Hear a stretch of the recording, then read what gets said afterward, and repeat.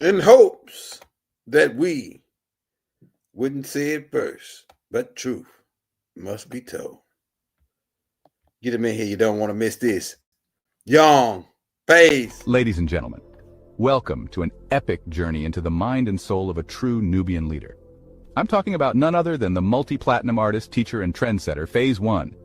Now, Faise One isn't just any artist. He's the genius behind hits like F Black History, Q, Raise Your Frequency, and the phenomenal platinum hit Source. But that's not all. Faise One is also an independent artist who runs his own record label, Pharaoh Clan Records. With albums like The Ninth Hour, The Michael Album, and Ascend City, Faise One is reshaping the music industry.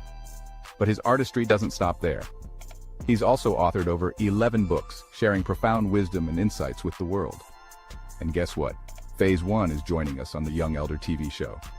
A student of Dr. Malachi Z. York EL, Faise One will be cracking heads and twisting caps as he dives into the master code.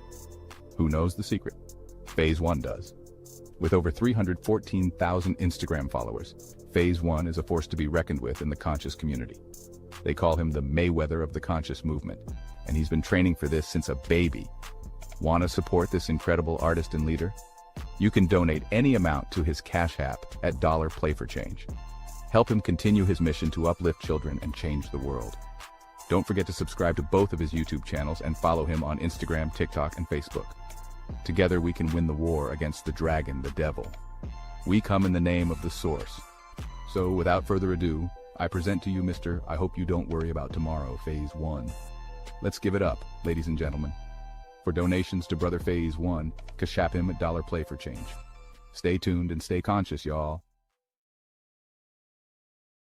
Now, correction, I think Faise got 17 books, they told me. We're going to make sure we get that correction when he get on. You know how Faise do, he like to make his intro. We got Faise backstage right now, getting ready to bring him on. Hit that like, hit that subscribe button. And like I said, if you want to get those books, what you would do is send any amount of donation to the Cash App Play4Change. It's like a little where you write, why you sending the money, write books, and then put your email next to it. And then there, his wife or somebody over at the office will send you the books over. And if you just want to send him some donations, just to show him some love on studio time and other things that he's doing for the community, you can just send it to that Cash App as well. So here we go right here. Hey, we got Faise. Hey, Faise. Man, you getting bigger and bigger, man. I'm trying to see how you putting all this music together like this, man. All these hits, these number ones, man. You know, I'm liking. It's a lot of stuff you got out, man. I got my own little mix put together. But I got to hey, can you hear me? Yeah, I can hear you. I'm trying to use this mic. I just got this mic. Yeah, you clear as day. Okay, cool. Yeah, you clear as day. Yeah, man. How you been, man? Oh man, we've been doing it, man. We've been you see what we doing, we non-stop action. You know what I'm saying? Every day, we put something out every day. I got the pickup movie finna come out. I'm probably gonna try to get it out Friday on the Sabbath. That's gonna be lit, you know what I'm saying? It's gonna be showing the kids doing all the going on Crystal City. I showed like a couple snaps from it. The Great Balls of Fire, man. You know that should pop back up. Doc Scroll. And that was my favorite one. Huh? That used to be my favorite one. Yeah, if you look on the cover, man, the ball that you see on the cover, that looks just like the balls, right? And I'm saying, damn, now I'm putting it all together. And then I remember the shit that Vidal showed in that video when he showed that building. It was a building that he showed, like a white building with these tall columns. I remember Great Balls of Fire taking that building out. It was something about that building or something about kids in that building. And yeah, so this is happening, man. Like, we coming close to a time where all that stuff that Doc was talking about the extraterrestrials and anarchies, all that stuff's getting ready to, well, people are going to say, wow, they're going to really be, man. They're going to really go in shock. Now, I did have a list of questions that I wrote down because this is stuff that people was asking. It was actually about the mass teacher. People knew we got so many newcomers now. So many people knowing about Doc now, right? And they jumping in, you know, they might be a Christian. They might be coming from the Hebrew school. Some of them might have a Christian school and the Hebrew school. Some of them might have the Islamic school through the Nation of Islam, or what have you. And they say, well, I'm getting a lot of comments saying that Dr. Malachi Z. York contradicts himself. Like 1 minute he talking about Christianity and he's saying this and that, and then he's over he's saying this and that, and then he's over here talking about extraterrestrials. Could you break down how the master teacher did his work and why they are saying that it may could be a contradiction there or something like that from their perspective or whatever? Could you go in on that first? Yeah, I could. Hey, thank you for having me on again too, family. Hey, I know everybody been waiting. So we clear? My sound clear? Man, your sound is crispy. Okay, that's what it's supposed to be. Thank you. So firstly, I hope they wouldn't be saying those were the contradictions. I hope they would stay as far away as possible as they could from you making that type of claim, because Christianity and the extraterrestrial thing is the same thing. The whole Christian story is extraterrestrial in nature. You're talking about somebody who literally pulled up on some mysterious star that hovered over the birthplace. Whoever this being was incarnated down into the being.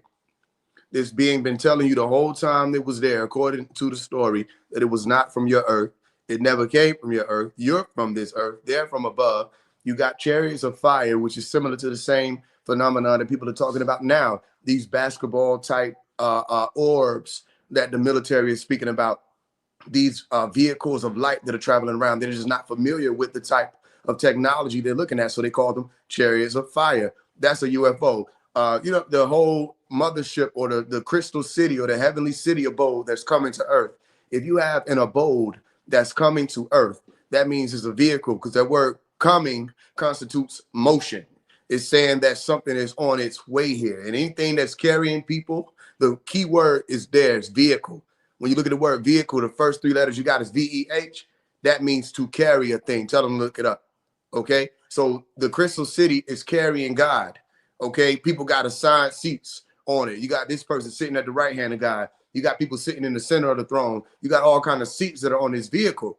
Okay. It's described as different parts of it, the jasper and the crystal and the sapphire and the different gates and all kind of stuff. This is a vehicle. So that's extraterrestrial in nature. So that wouldn't be a contradiction. If anything, that would be Dr. Malachi Z. York expounding upon and actually helping you out, helping to prove more of what you say Christianity is based on. Because if this being Jesus or God is not from earth, then by definition of the word extraterrestrial, God isn't from earth. And they'll argue. They'll say, no, we're talking about heaven, not outer space. Well, ask them what cosmos would mean then.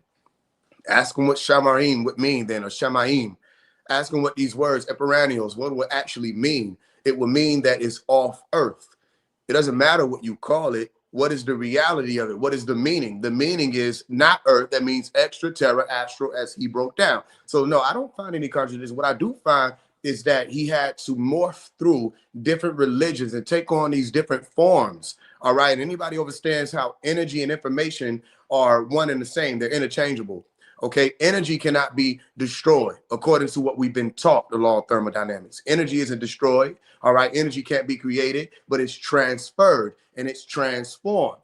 All right. So if we're saying energy and information are synonymous, you're looking at the fact that somebody was able to take this information and show you how it's transformed through the generations. That's the only thing that ever happened. You go back to the same books, Torah. You all go back to the same commandments. You all go back to the same point. Oh, there's some type of supreme being, or Eli, or Elion, or Ilion, or whatever, Allahu, or Allahumma, Elohim, Neteru, Netharat, Enad, Agdoad. It doesn't matter what you're saying. You're saying that these were people that came from off planet to the earth. So it's very easy, if you think about it, to get lost in the spiritual dogma and the woo-woo-woo of religion if you don't want to deal with the facts of what your own religion is teaching you. You understand? So if we're asking you, excuse me, is Jesus from earth? And the answer is no, he's not.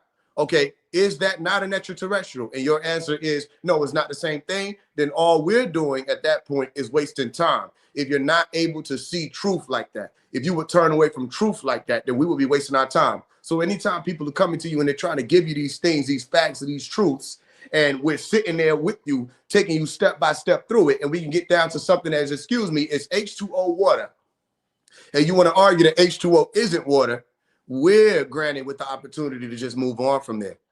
You understand? The contradiction in that regard doesn't exist.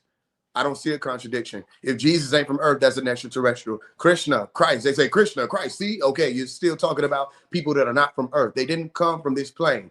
They're all avatara, meaning to descend here, or avatars, Ilamu. They did not come from this planet. So everything he taught actually makes more sense than your pastor screaming at you, or the imam, Rabboni, all right, whoever, Swami, gurus, whoever you want to say was teaching these things. He made more sense by showing you the science in these things, so that now you can understand what it is you're actually talking about and make it make sense for you today. You get what I'm saying? So no, I don't see no contradiction. I just see someone who was able to take and show people how information has changed form over time and has been manipulated. But you can always bring whatever the manipulation is, with all the perturbations, whatever happens, you can still bring it back to the center to find out what was originally being expressed. All of your religions are extraterrestrial in nature. All of your religious stories are extraterrestrial in nature, and all of the doctrines are off-planet doctrines. Simple. Right. That brings me to my next question they asked. That ties into that question. Why did he teach so many schools? Because Doc taught everything I could think of as far as the schools. I mean, more Islam, Christianity, Judaism, more science, Native American, extraterrestrial, you name it. So why did Doc teach so many schools? And maybe that's why they coming up with the contradiction thing, because they jumping in, and they might jump in on the Islam part and then watch another tape, he teaching Christianity, and they say, oh, well, he's talking Allah, and then different things. So why did Dr. York teach so many different schools? Well, the question they should be asking is, why could he? Because I don't know anybody that's in your conscious community, spiritual community, that could do that. They're asking the wrong question. I'll entertain that question, but they're asking the wrong question. The real question, I'll fix it. Why could he teach all these different schools? And the reason why he could is because he took the time to care to do that. You understand? If listen, you ever heard somebody say, man, why you not talking to me? You talking at me. Right? Or when you see people try to use these big words and all kind of stuff, or lingo or slide code so that people don't understand what's being said. That's what's been happening to people for generations. Then you had those who came with the power of the tongue, or the spirit of the tongue, that could take whatever piece of information was coming and funnel it through so that everybody could understand what that information was. Okay, so why he was able to teach all these different schools is because he cared to be able to teach all these different schools. He cared about the Christian who didn't understand. He cared about the Muslim who didn't understand, Sunni Shiites alike. He cared about the Buddhists. He cared about the Hindus who didn't understand. He cared about the atheists who didn't understand. Whoever didn't understand, he did his best to bring them to the center. You understand? Say, this is what the original story is about. This is how it took on all these different forms, and this is how you ended up with your version. This is how you ended up with your version. This is how you ended up over here confused. You understand? So now the why answers the other question. You understand what I'm explaining to you? It's saying, how could he? Why would he? When he does these things, what happens? People wake up and people feel cared about. So you have to understand there was a lot of genetic surgery that had to take place, because they're not just talking about information. You're talking about information that turns into a way of life for so many people. So if your way of life is flawed, or your way of life is based on a fallacy, or even logical fallacies that people think is real or logical, all right, or spiritual convictions or conviction bias or groupthink, if this is how your way of life is based on, or what your way of life is based on, what tends to happen is, as you grow older, you pass on that same way of life through generations to other people. That's why I'm saying genetic surgery. Genetic surgery was necessary so that Faise One could be here, able to speak on the level that I'm speaking on. You know what I'm saying? There were so many different spirits or messages that had to be corrected. So the question would be, how was he able to do it? And for what reason is fine. He was able to do it because he cared, and he had to do it because nobody cared. Can you still hear me? I don't know if your mic is. That's fine. Yeah, that's fine. That brings me to my next question. Now we hear a lot of people out here. They say that Bobby Hemmon's a master teacher. Dr. Ben, Master TJ Sally. But to me, them guys only, to me, and this right here, a question within a question. To me, they only taught one school, and I'm not saying that they ain't master teachers. They were masters, because Doc always said that you can master one thing and be a master over that. And then, what made Dr. Malachi Z. York the master of masters? Because like everybody else just taught one subject. You know, like this why he taught so many schools. So what made him the master of masters? Go ahead. Well, first, I don't know any of these people who taught any of those subjects in full. Right? We have to look at the difference of time for one. For a lot of people blog talk, YouTube, MySpace, all these different platforms was where people say, oh, this is a great teacher. Not understanding, they were just catching small windows of information that weren't even complete. Who taught any of the schools that they were teaching, from the Knights Templar science of Gnosticism and African spirituality? Who taught it in full? I never heard Bobby Hemmett speak in Greek, but he was talking about the Knights Templar science. I never heard any of these people speaking the ancient Egyptian language, but they swear up and down Dr. Ben and the rest of them were the only ones who were coming through heavily on the African spirituality and Kemetic science. Okay, well then why weren't they talking the language? Why couldn't they speak it? Okay, why didn't they have the background to be able to understand what the true principles were of each and every one of these schools?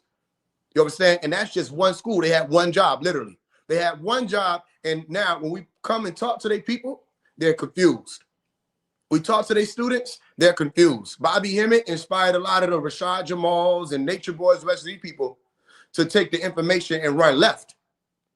You understand? They went into the darkness, or they started running after the imitators or the impersonators, all right, or the goats, as you call it. Literally, you saw the rest of them, Brother Panic, the rest of them, they started worshiping goats. Interestingly enough, they tried to call the people who were walking with Dr. Malachi Z. York lost and ignorant, saying we weren't focusing in on our power. We're giving all this power, da, da, da, da. Interestingly enough, as soon as they figured out that they had some power, they rendered it over to a goat. As soon as they got some power, they started to worship a symbol or an emblem. And an emblem that doesn't even represent what they told people it represents, because you don't see the sun in the Baphomet emblem. You see two moons. They'll say, no, that's the sun. When the last time you looked at the sun and seen a black background around it? No, those were two sides of a moon. They finessed you. It's literally called the Knights Templar, the body of the night. And the body of the night is Lilith's body. You understand? Because literally Lilith means belonging to the night, or the dark side, or the side of the being, which I've explained before, the demiurge side, that says you're subject to the lower parts of the body. And then you have to deal with the fact that that animal head sits there. The goat head sits there. So you're not just lower hindquarters, the Seder, okay, or the Set Or, because Set is the dark one, or the chaotic one, and Or is light. You're not just the lower hindquarters Set or Seder. You also got the brain of your reptilian being has taken over. Your animalistic brain has taken over. And you're trying to figure out why a lot of these people have gone left. They're saying things like carbon means black people. And how many times do we have to correct these people, say, excuse me, carbon is in all organic beings. Meaning Caucasoids have carbon too. I'll never forget the Clubhouse days where I tell people this years ago, when they're like, yo, we are carbon people. What do you mean carbon people? That doesn't make any sense. It makes sense to you because you're regurgitating Bobby Hemmett. Now, ask people, do you really think Bobby Hemmett has a full understanding of chemistry? Or do you think they ran with esoteric sciences, metaphysics, and the rest of these types of fields because it's easier? It doesn't take as much brain work and intent and focus to study esoterics as it does to actually study the sciences that they're borrowing the terms from. Now, if you're creating a whole nother scientific field, then blow me away. But you just can't say black people or melanin dominant people have neuromelanin and Caucasoids have melanin. We don't have melanin. We have neuromelanin. How does that make sense? You're going to literally use the word that you're saying we don't have. Then you're going to ignore the fact, I don't know, maybe it was because of an error that was made a long time ago, too much ego, they didn't want to correct it. You're ignoring the fact that what you mean to say is eumelanin. That's what you mean to say. And even still, Caucasoids have eumelanin present. They just don't have as much. You understand? And Caucasoids have what's called theomelanin, right? Still present, carbon. So what did they do? They used this perversion of a science to help push the satanic agenda. That's what Bobby Hemmett did. That's what Rashad Jamal and them did, because they wanted a reason to be devils. Say, no, 666 is just us. And then you just start scooting over away from it. Because, yeah, they talking about them. Why can't we let them have that? Let them have that. When somebody's arguing with you that, oh, no, we're the devil, and they pointed at themselves, let them. They're explaining to you that they're a part of the group of the goats. They literally put it in the biblical scripture, and they love to quote the Bible, even though they tell people don't quote the Bible, even though they tell people to come out of the Bible. Anytime they say, yo, we are gods, they're just quoting the Bible. They're just quoting the book of Psalms. You understand? Anytime they talk about the kingdom of God is within you, God is within. That's in the Bible. Everything they're saying isn't there. So notice they call themselves the chosen ones, right? We know the blasphemy, don't we? Of those who say they are the chosen and are not. They don't know the blasphemy. They don't know that they're speaking harm is what blasphemy means. They don't know they're speaking harm. And even when they do, the ego that they have doesn't allow for them to admit it and do what's called repent, meaning change your mind. You understand? So they needed an excuse. My point is this. They needed an excuse to push 666 on the people, because they knew that there was already something going on, especially the melanin dominant people in the West, where the evils inside were taking over. It becomes more commercial. Say, look, it's easier to do evil. They make evil fair seeming. It's harder to do good or the right thing or take the right way of life and walk that path.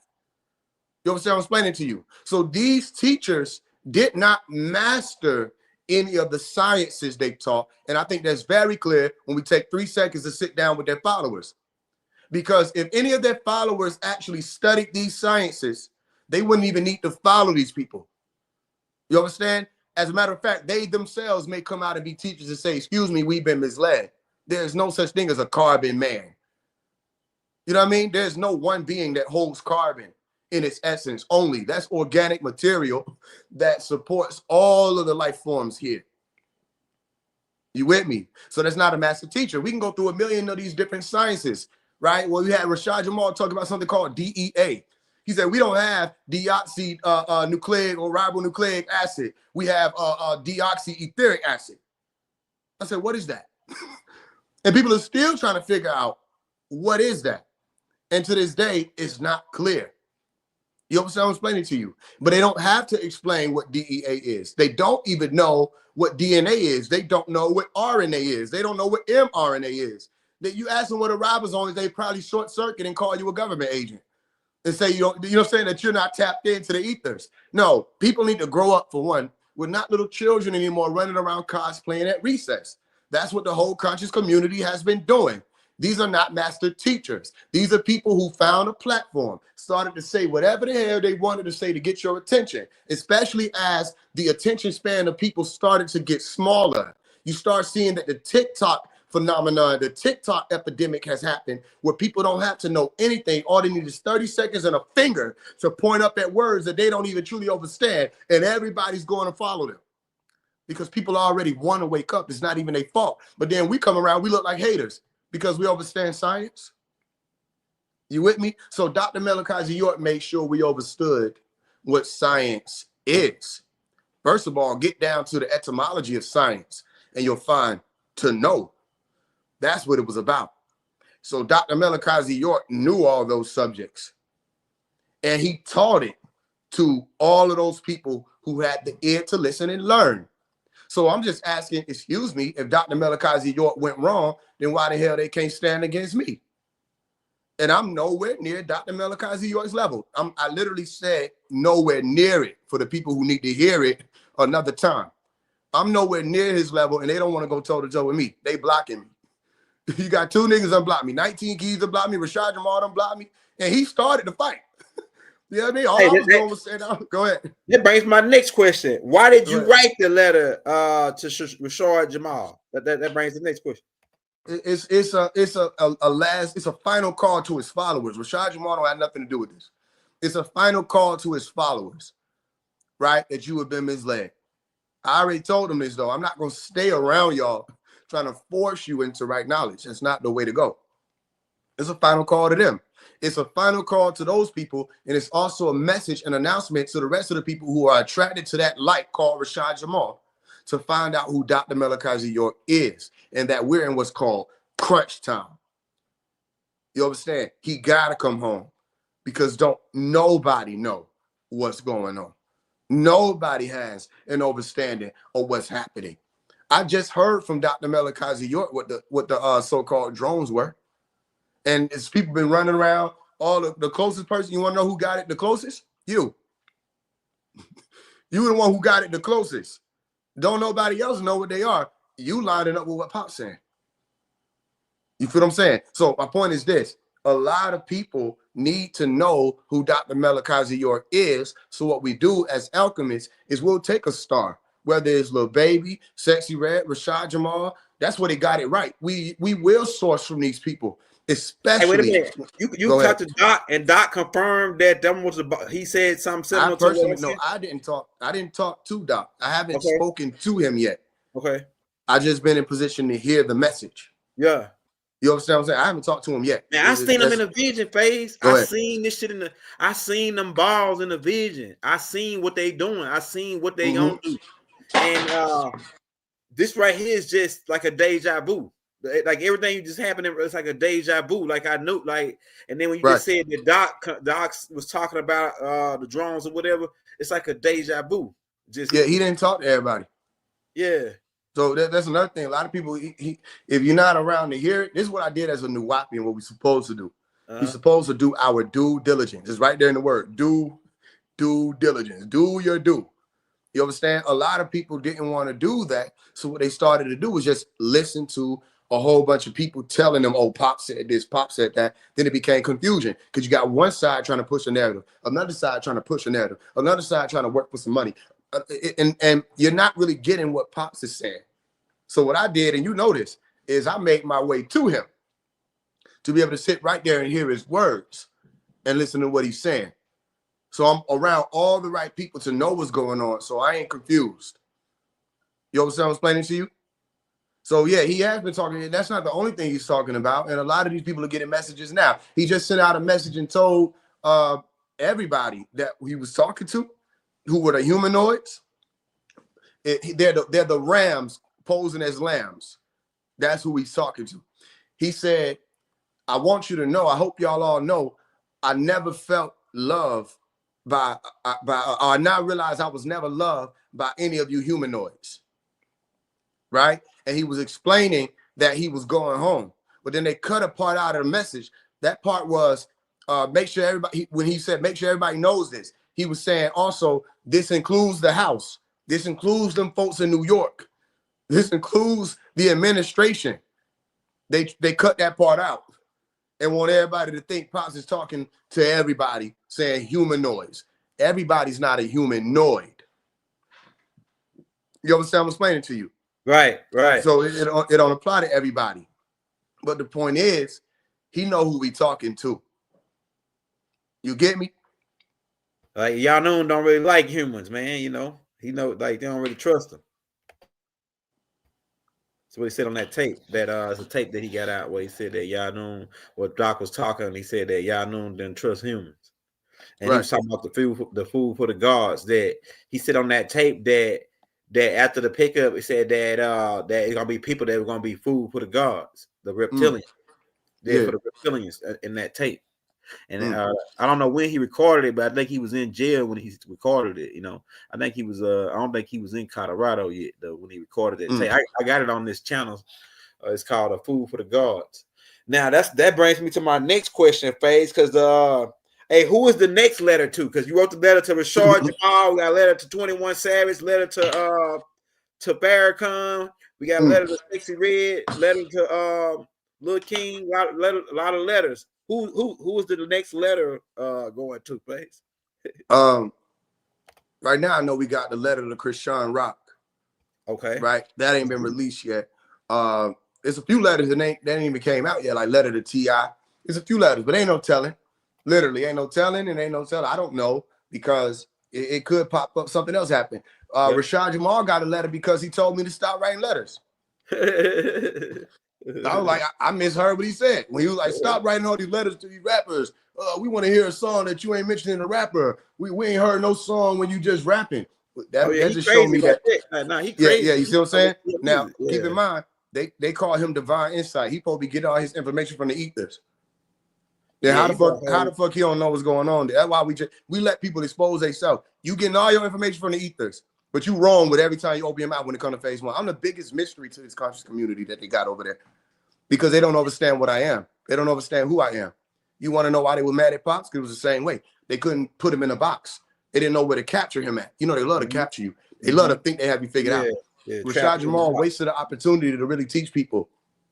When this situation came up with Faise One versus Rashad Jamal, he wasted the opportunity. You want to know, here was some of Rashad Jamal's talking points. And I want you to understand that I'm asking you by telling you this, does this sound like one of the 23 scientists who created the cosmos, who get all the information from the ethers and their divine insight? Do these sound like divine insight talking points? You ain't getting no girls in high school. No. You don't want to take off your shirt because my body look better than yours. You said Dr. York was your dad, young elder. Did I say Dr. York was my dad? Nah, he ain't never said that. Who I said was my dad? Bodie. So what the fuck the nigga talking about? I expect a human, a regular person, you know, like people that are just out here living and not in the sunlight. I expect them to make that mistake. But the one who created the cosmos, who got access to all, I don't expect you to make these types of mistakes. You know I don't think that Rashard Jamal really know you like that. I think that he probably getting this information from somebody. He is getting information from his wife. Yeah. And I think we got about 2 people that are actually a part of the Sabian crowd. Yeah. That have communicated certain things because he's using their talking points. Yeah. Okay. You with me? Because you got to remember, at one point in time, Lifeway made a video saying that I was an industry plant. Yeah. You remember that? Yeah. He said I was an industry plant. Yeah. And he's yet to take that video down. But he knew that wasn't true. Yeah. He was just trying to lash out because I was calling out the truth that happened with him, Atmos, and the rest of the people, Beyond 5B and the rest of them. You understand? So he just lashed out, saying I was mad at the conscious community. No, that's why you got people like Rashad Jamal repeating shit that don't even make sense. So they just flip it a little bit. Lifeway said industry plant. Rashad Jamal said government plant. No matter what roots we talking about, plants or watering system, ain't neither one of these niggas proved this shit. Yeah. And I didn't run from it. I said, okay, I'm a government plant. What agency? Yeah. Which agency? You didn't just say a plant. You didn't just say a government agent. You know what I'm saying? Or didn't just say agent. You're saying government. So which of the 3-letter agencies am I a part of? CIA, FBI, what? Yeah. It say which one? Yeah, they can't say they know it's not true. That's my point. This is why we laugh at them. Your whole reality is based off of fallacy. Yeah. And you think that we're one and the same. You with me? Again, let's go back to the letter to Rashad Jamal. The reason why I had to write that, let's get some of these things clear. You call yourself one of the 23 elders. What's your intergalactic name? Right. Can you even claim it? I said, can you name the rest of the brothers who sit on them seats without using a Holy Tablets page? Right. So where the rest of the brothers at? Then they make the argument. I'm talking about the 23, not the 24. Where do you get this? Where do you get the concept from? For one, you get the concept from the Bible. Right. For one, Revelation chapter 4, if anybody want to go see, that's where that 24 elder thing come from. And it even predates that. It goes back into the Hinduist story. You find 24 elders all over. The number of the planet is 24. This is sector 24. They say the 24 hours. You know what I'm saying? The 24,000 is. And that's the number we're dealing with. So you just thought you were clever by taking one of the numbers off. I'm not saying 24. I'm saying 23. You still don't make sense. You understand? Now you have to explain it. Go ahead. I swear to God, Faise, when y'all be talking and telling me certain stuff that Rashard Jamal be saying, it sounds like he got all that shit from me. Yeah, it's possible. Yeah, like not the way you be saying it, like the way you be saying how he be saying it, that people how people be telling me. Like I know Doc talk about the 24 elders, but then me, Mark Brady, and your dad, we really took it, like we really went to a whole nother level with that 24 elder thing, you know, like Azubukel, that's the 3rd elder, that like the 3 wise men, like we really went to a whole nother level with that that stuff. Like nobody was really talking about it, like with the Wise Man book and all that. Nobody was really, people shied away from that. But then now, that's my first time you hearing you saying that Rashard Jamal said something about the 24 elders and all that. He said, man, 23. He said he wanted the 23. Why he said that? Listen. You know why he said that? Because we said that Lucifer set the 24th seat, and then he broke the circle. That's why he became Lucifer, which means destroyer of the circle. He heard us say that. He got that from us. Listen, I'm gonna tell you the same thing I said about Rod Hayes. I don't really care where they got it from. They're not a part of it. Yeah, they got that from us, man. I don't care where they got it from. You can talk about the 24 elders all you want to. Nobody owns that. Yeah, that's right. That's when you right. Start saying you're one of them. Yeah, that's facts. And you're not aligning with Dr. Malachi York. We got questions. Which fleet then? That's right.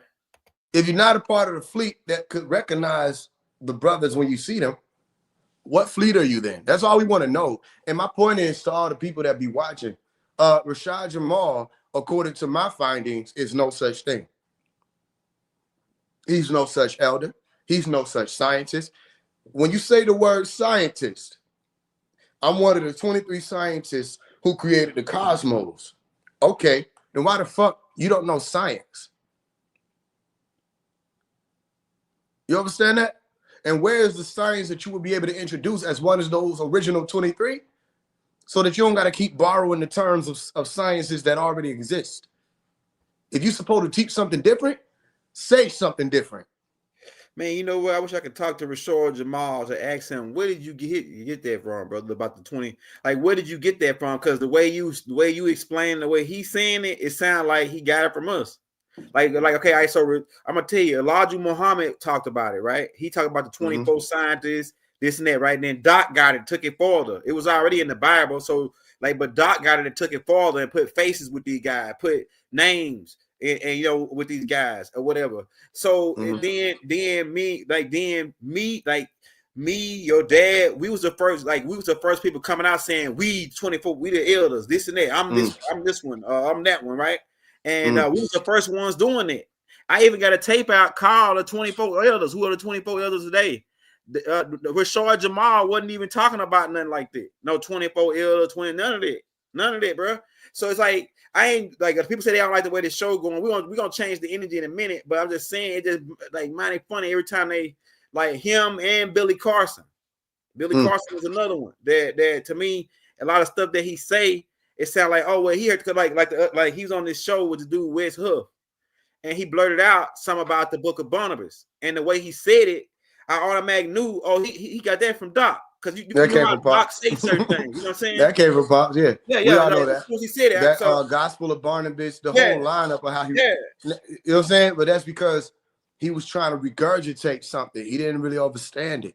Yeah. You know what I mean? You run into one of them, they study this their whole life. You can't just regurgitate shit to them. What are you really talking about?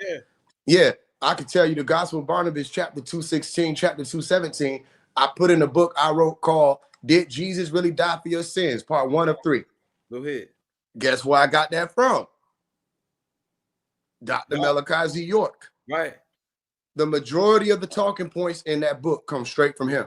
Right. So here's just two different things that possibly could have happened. You know what people do? They be getting my books, right? Yeah. But they use like this mystery email. Yeah. So a lot of them but they don't know that I know my shit. I know the wording of how I put certain. So I've seen people do that anyway. They still come out and try to teach from the books I wrote.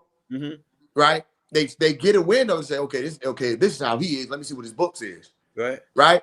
They either got it from me or they went straight over me and got it from Dr. Malachi York. Right. Either way it goes, the source of the build that they're using is Dr. Malachi York. You hear how he wording it, man. And then when that white boy came back and chopped him up, I said, damn, man, I know he just heard Doc say that, and then he didn't really go. Because I done did that sometime. I ain't gonna lie. Like, I heard Doc say some shit, and then I say it, and then I can't really go into it. And then somebody chopped me up on it, and then I had to go check it out. Like Doc used to always tell us. That's why he used to always say, don't believe me. Go check it out. That way you can. Right, hold on. Yeah, go ahead. You good. Keep going. Oh, yeah. That's why Doc used to always say, don't believe him. Go check it out. That way you can elaborate on it. Now, but this is the thing. to me, man, I ain't gonna lie to you, man. To me, like I don't give a damn if nobody use my shit, take what I got and run with it. But it's like this: when you go out to say that shit, and then everybody come to you like, "Oh, you the God," and bow like they bowing for you like you Almighty Ra. And then the person, like if I got some shit from somebody, I always shout them out. No matter if it's Doc, Mark, Bray, whoever your dad, whoever I got it from. Yo, we gotta get this clear again, y'all, Elder. Yeah, it's the same thing with the Rod Hayes. I'm gonna repeat it one more time. I don't care about people teaching stuff. That's fine. You don't even gotta shout niggas out with every time you know what I mean? Imagine how many names of the scientific field I would have to call just to speak on the science of genetics. You know what I mean? Because there are a lot of scientists that came up with the words I'd be using. Listen, how many linguistic journeys we would have to take through time for me to name how many people came up with this word, that word. We speak in English. Well, who came up with these words that I just said? We speak in English. You know what I mean? We would have to accredit so many people. I'm not saying that. I'm saying he claiming to be one of them.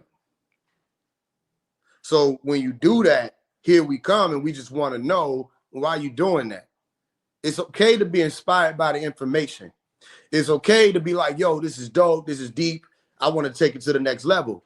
It's okay to be like, I want people to follow me. All of that is fine. It's just when you start claiming that you're occupying either one of these seats without even a knowledge of how the seats function, what each of these seats mean, and that no one has to sit in one seat indefinitely. The seats are always changing and shifting.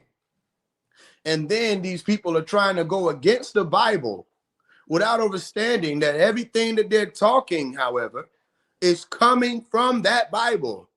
Nothing makes sense anymore at that point. You understand that? Now we don't know, we don't know why you're going against the Bible. Why don't you just become either a Christian person or somebody who studies it or somebody who can put information out from the Bible? You don't have to go against it. We don't understand why you're saying I'm not a Nubian, but you're using all of our sciences, right? And you're misrepresenting it. All we want to know is what the fuck. That's it. And after we find that out, then we'll leave you alone. We just want to know, why has everybody bumped their head? Dr. Malachi York is still here. That's why my whole thing is we got to get him out of there. That's what my big thing is. It's too many people that bump their head along the way. It can happen to anybody. It didn't happen to me. Y'all elder, which elder am I? Hey, I got some ideas. No, yeah, see, but which one have I said I am? You ain't never said you was one, but you know, okay. I got a different perspective on things of how. And that's fine. Notice that you're saying the word perspective, right? Yeah, that's fine. I'm not mad at Rashad Jamal for his perspective. Yeah, does he expect me to think his perspective is true just because he has one? Which elder did he say he was? Is he Sananda? Is he who was one? Is he didn't? He said he's one of the 23. He has not mentioned anything about an intergalactic name. He has not mentioned anything about a family. He has not mentioned anything about where he is originally stationed. Because you're not going to tell me the Rashad Jamal we're looking at is one of the people who created the cosmos. This is a physical being that will decompose and become maggot food like you and I. Who is he embodying? You get what I'm asking? Oh, he said that they said that he Anubis. Anubis is that would translate into really several people that could be Anubis because that's a title really, but it'll really translate to Inky, and Inky would be like the 18th elder. So I don't know about that. Right? Somebody said he was Anubis. So Anubis is his intergalactic name? And yeah, I guess that's what they're saying. He said that he's Anubis. That's what I'm explaining. Listen. That ain't none of the elders' name. Okay. Remember when Dr. Malachi York was explaining about Sanender, he was explaining about the fact that those tones don't apply everywhere. Right. Don't tell me listen, if I know who I am, I'm coming by that name at that time. Also, don't miss what I ask. Who is he actually embodying? Right. Conscious wise. Because if you're going to tell me he's embodying Anubis, where is Anubis? Where's Anubis's body? Anubis, I mean, according to you would say, like, I mean, I got different perspectives on that too, but like it's different. It's a different titles. But if you want to go with the jackal, the underworld, he's in the underworld. Yeah. Okay. Where is his body though? That's a good question. If Anubis is in this is why I'm telling you this doesn't make sense. If Anubis is in the underworld, he can't be here on Earth. Right. The only way you could be walking around as an incarnate, I don't know how I got to explain this so many times to these people, is if you're an avatar. Right. You descended into that body. Right. Like the movie Avatar, where they show you that there is a science of transplanting consciousness. Okay. Taking one conscious and put it into another body. Right. Right. That means that body would at that point be inanimate, inactive, dormant, not moving around doing anything, waiting for its consciousness to return to it. Right. So there are different ways that can happen. For this to be a traveling aspect of descending down into the planet, they have to be speaking about a craft. So you would be telling me that there are scientists who are aboard a craft, sending people down, and one of them is Rashad Jamal. And he's able to know that he created the cosmos. He's able to know all these other things, but he can't tell you who the rest of the people are that are there. He just claims one of the numbers. He can't tell you who the rest of the people are who are there. He can't tell you where they are right now, what they're doing. When will they come down? Will they come down? Right. You understand that? So my point is, again, it's the same thing. Why everybody want to claim something? You're in a part of a story that's still going on. Who are you? Who are you? What will your story be? When all of this is said and done, which of the beings that we write about or will be written about will your name fall into? They're going to write about Omari. It's going to happen. He didn't claim to be any of the elders. He's not saying he's Jesus returned. He's, Nature Boy said he was the Christ. I'm not saying I'm the Christ. I'm not saying I'm Tahuti. It's okay to be inspired by all these great beings. That's fine. It is not okay to just try to take on that being as your own, saying you are this being returned, so that people can follow you and look up to you and you'll have some type of status in their mind. No, present who you are in this reality. That's all we're saying. Or if you're going to claim these things, just be ready for us to ask the question. Excuse me. What is this? What is that? What's that? What's that? And we're not doing it for any other reason other than to show the people you don't have those answers.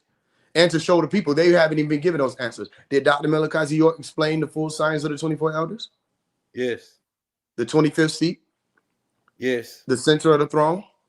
What their names are? Where they are? What they do? Yep. The 19th to the 24th, the 25th? All of that. He explained all of it. So we just need to know if you really that and you ain't just trying to copy Dr. Malachi York, why you can't explain it. Right. Simple. That's it.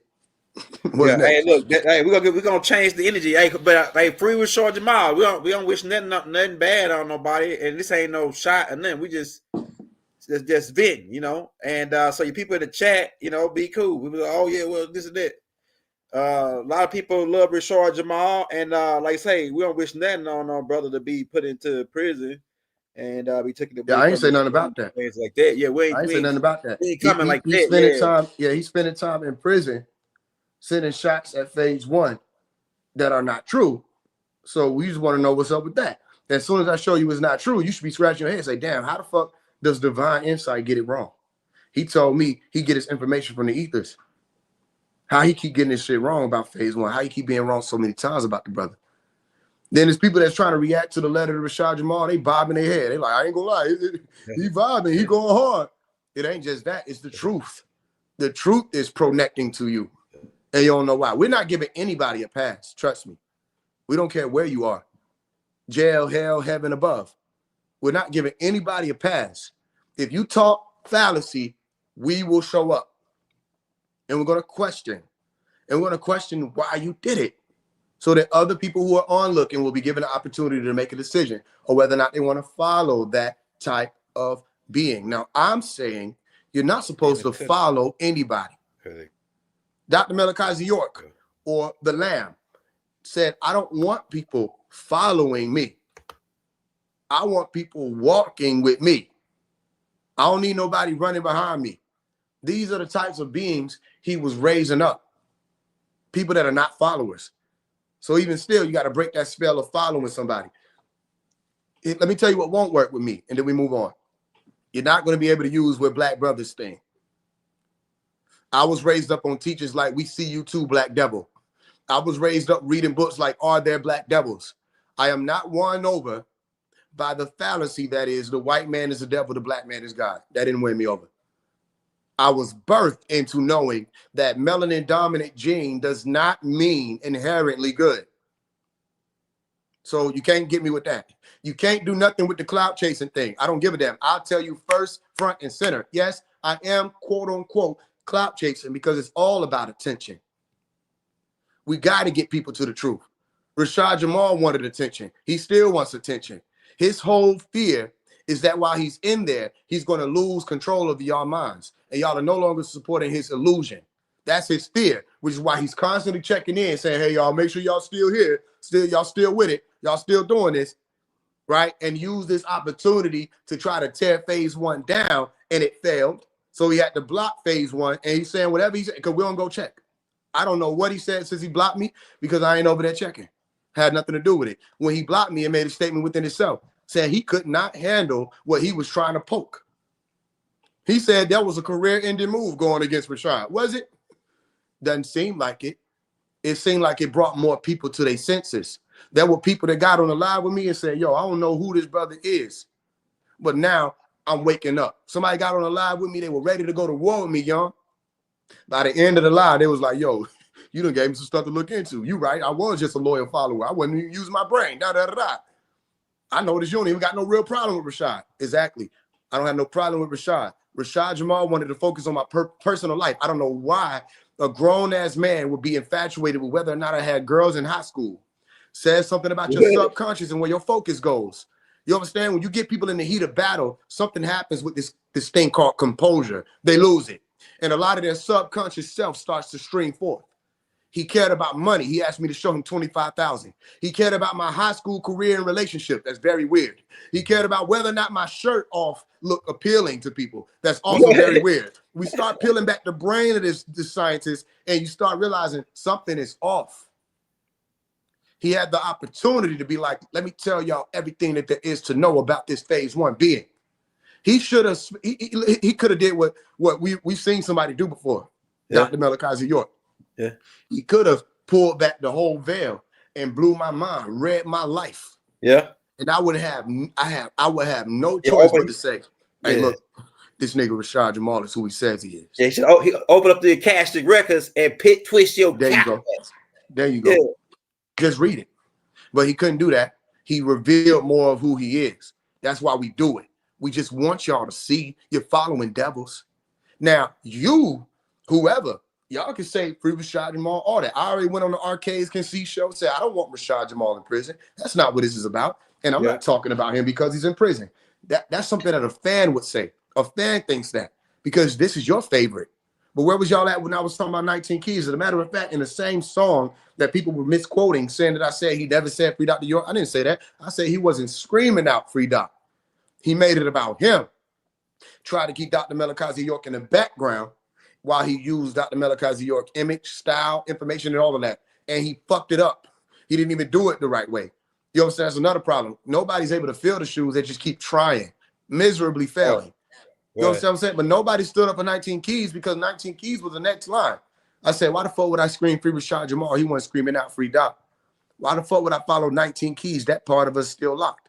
Nobody said, yo, man, you can't do 19 Keys. Like, this is just y'all favorite. Y'all are fans. I cannot relate to that. At this point of your journey, you got to stop being fans. Fanatics, fan addicts, pan addicts. You're addicted to the way of the goat. You got to get out of that. You got to get out of that scapegoat Azazilla atmosphere and come back home to your original tones. Why the fuck you guys? Why the fuck you following people then? You guys, why you can't think for yourself? He told you I was a government agent. You came over and told me that. Did you research? No. Did you do your due diligence? No. He said to you, I had one style of music. Yo, he said I got one style of music. No. He said I just rap fast. Is that true? Man, I put you up there, man. Look, people might not believe this, but I put you up there with K Dot, man. Like the how you coming. That makes sense. Yeah, like how you coming, like your shit is antique. His shit is antique. A lot of his shit is antique. Your shit is like antique. Like your shit gonna be hits 10 years from now. Like, come on, you know what I'm saying? Like that Q, the raise your all these different source. That shit still get played out like 500,000, 300,000. I'm saying no, it went up. My point is this: to all those who are worried, and I thank you for those flowers. Yeah. To all those who are worried, don't worry. This is not no attack on Rashad Jamal. If you really woke, you can hear what I'm saying right now. Rashad Jamal doesn't actually exist. Neither does Faise One or Young Elder. You understand? You're looking at energetic configurations and compositions and molecular structure expressing itself in different ways. You're looking at energy expressing itself in different ways. You're looking at an event taken on as Rashad Jamal. You're looking at an event taken on as Young Elder, an event taken on as Faise One. You're attracted to and holding on to an illusion. If you think you're looking at me and you see me in my totality, that's an illusion. You have to accept that you never have seen me as in a definite, this is Faise One. You've always seen trillions of cells dying and coming back to life. You've always seen what I look like when I breathe in and what I look like when I breathe out, which means you're beholding the process of me breathing in and the process of me breathing out. You've always seen me take on different forms from 2018, 2019, 2020, 2021. You never actually beheld me to say and point out that is Faise One. You haven't beheld Rashad Jamal to say that's Rashad Jamal. It's all an illusion in your brain. The moment you overcome that illusion, you'll realize this can't be that damn personal. The truth is way bigger than a Rashad or a Faise. The truth has something to do with you, which is the center of the universe. You're the center of the universe. You have things to figure out. I'm just reminding you of that and showing you how if you keep following people like Rashad Jamal, Nature Boy, because y'all became the people who woke up. Okay, we'll give it to you. We're grateful for that. That's what we were looking for. You don't want to deal with Nuwapu for some reason. You keep running away from the reason why there even is a conscious community explosion. It happened from Dr. Malachi York. I was there to witness it. You think you can run around all of that truth and somehow still make it home. So what we do is we show up at your door with 3 knocks. 1, 2, 3, the opener. You're either going to open it or you don't. All right. The least you could do is ask, who is it? So we can respond to you. It is who? It is that creative force that we have to remind you about. Right. Unless you're going to take that route, fine. All right, then keep it simple. Faise One is hating on Rashad Jamal. He's a clout chaser who just wants attention. And then leave me the fuck alone. If you think I'm a clout chaser just want attention, don't give me none. There you go. I'm helping you. If you think I'm a clown, don't entertain clowns. That ain't the gangster shit to do. We don't entertain clowns. So don't entertain me. If you think I'm a clown, call me a clown and go on about your business. You know what I'm saying? Nobody's making you stand there. Something in you, though, is saying, listen to him. Even if there's hate in your heart, go ahead, get it out your system. You don't offend us. You got hate in your heart. You saying all this stuff. We know you don't know what you're talking about. And then at the end of all of that, I say, come up here on live and talk to me. And people are able to come up there on live and talk to me. And people's minds really literally being changed in real time. When you just interact with us person to person. You with me? So moving on from that, it's not no Rashad versus Faise One algorithm that's supposed to be blown up out of proportion. It's just the truth at the end of the day. And I'm just saying things that are true, and he's saying things that are not true. So you have a decision to make of whether or not you're Michael and his angels or you're Shaitan and his angels. Interestingly enough, Young Elder, he posted that on his story, Revelation chapter 12. He misquoted it, right? And he was like, Faise One and his angels' fault, and the dragon and his angels' fault, right? But he didn't say it like that. He said Faise One and his angels' fault, and Rashad Jamal and his followers' fault. When they fought harder. He put himself, you see it. He put himself in a position of the dragon. Here's what y'all have to understand. In this whole debacle, the liar has been Rashad Jamal. Simple. He has not said one thing that's true. Everything that was his talking points were false. So then you have to look at it and say, damn, this is deception. And we said it was the dragon that deceived the whole world. That's why he couldn't prevail. And you realize he prevailed not. He just blocked me and bowed out. He prevailed not. Don't tell me he can't fight when he was doing phone calls saying my name and releasing it. Don't tell me he can't fight when he was on his story damn near 24/7 for 3 days straight talking about me. You understand? No, they can fight. It's just that they were not able to prevail. And he's not by himself. He got a lot of other cronies and dragons and messengers that come with him. And we at their head too. That's just y'all dragon. That's your favorite. So you thinking that it has something to do with that. No, we had 19 Keys and arrested him. Why 19 Keys blocked me? We had Umar Johnson and arrested him. We had Bobby Hemming and arrested him. We was at Brother Panic and arrested him in real time. So we just going to see who's going to be the one standing. That's it. And then we'll say, okay, Michael and his angels won. And who was Michael, y'all elder? Hey, we really Michael now.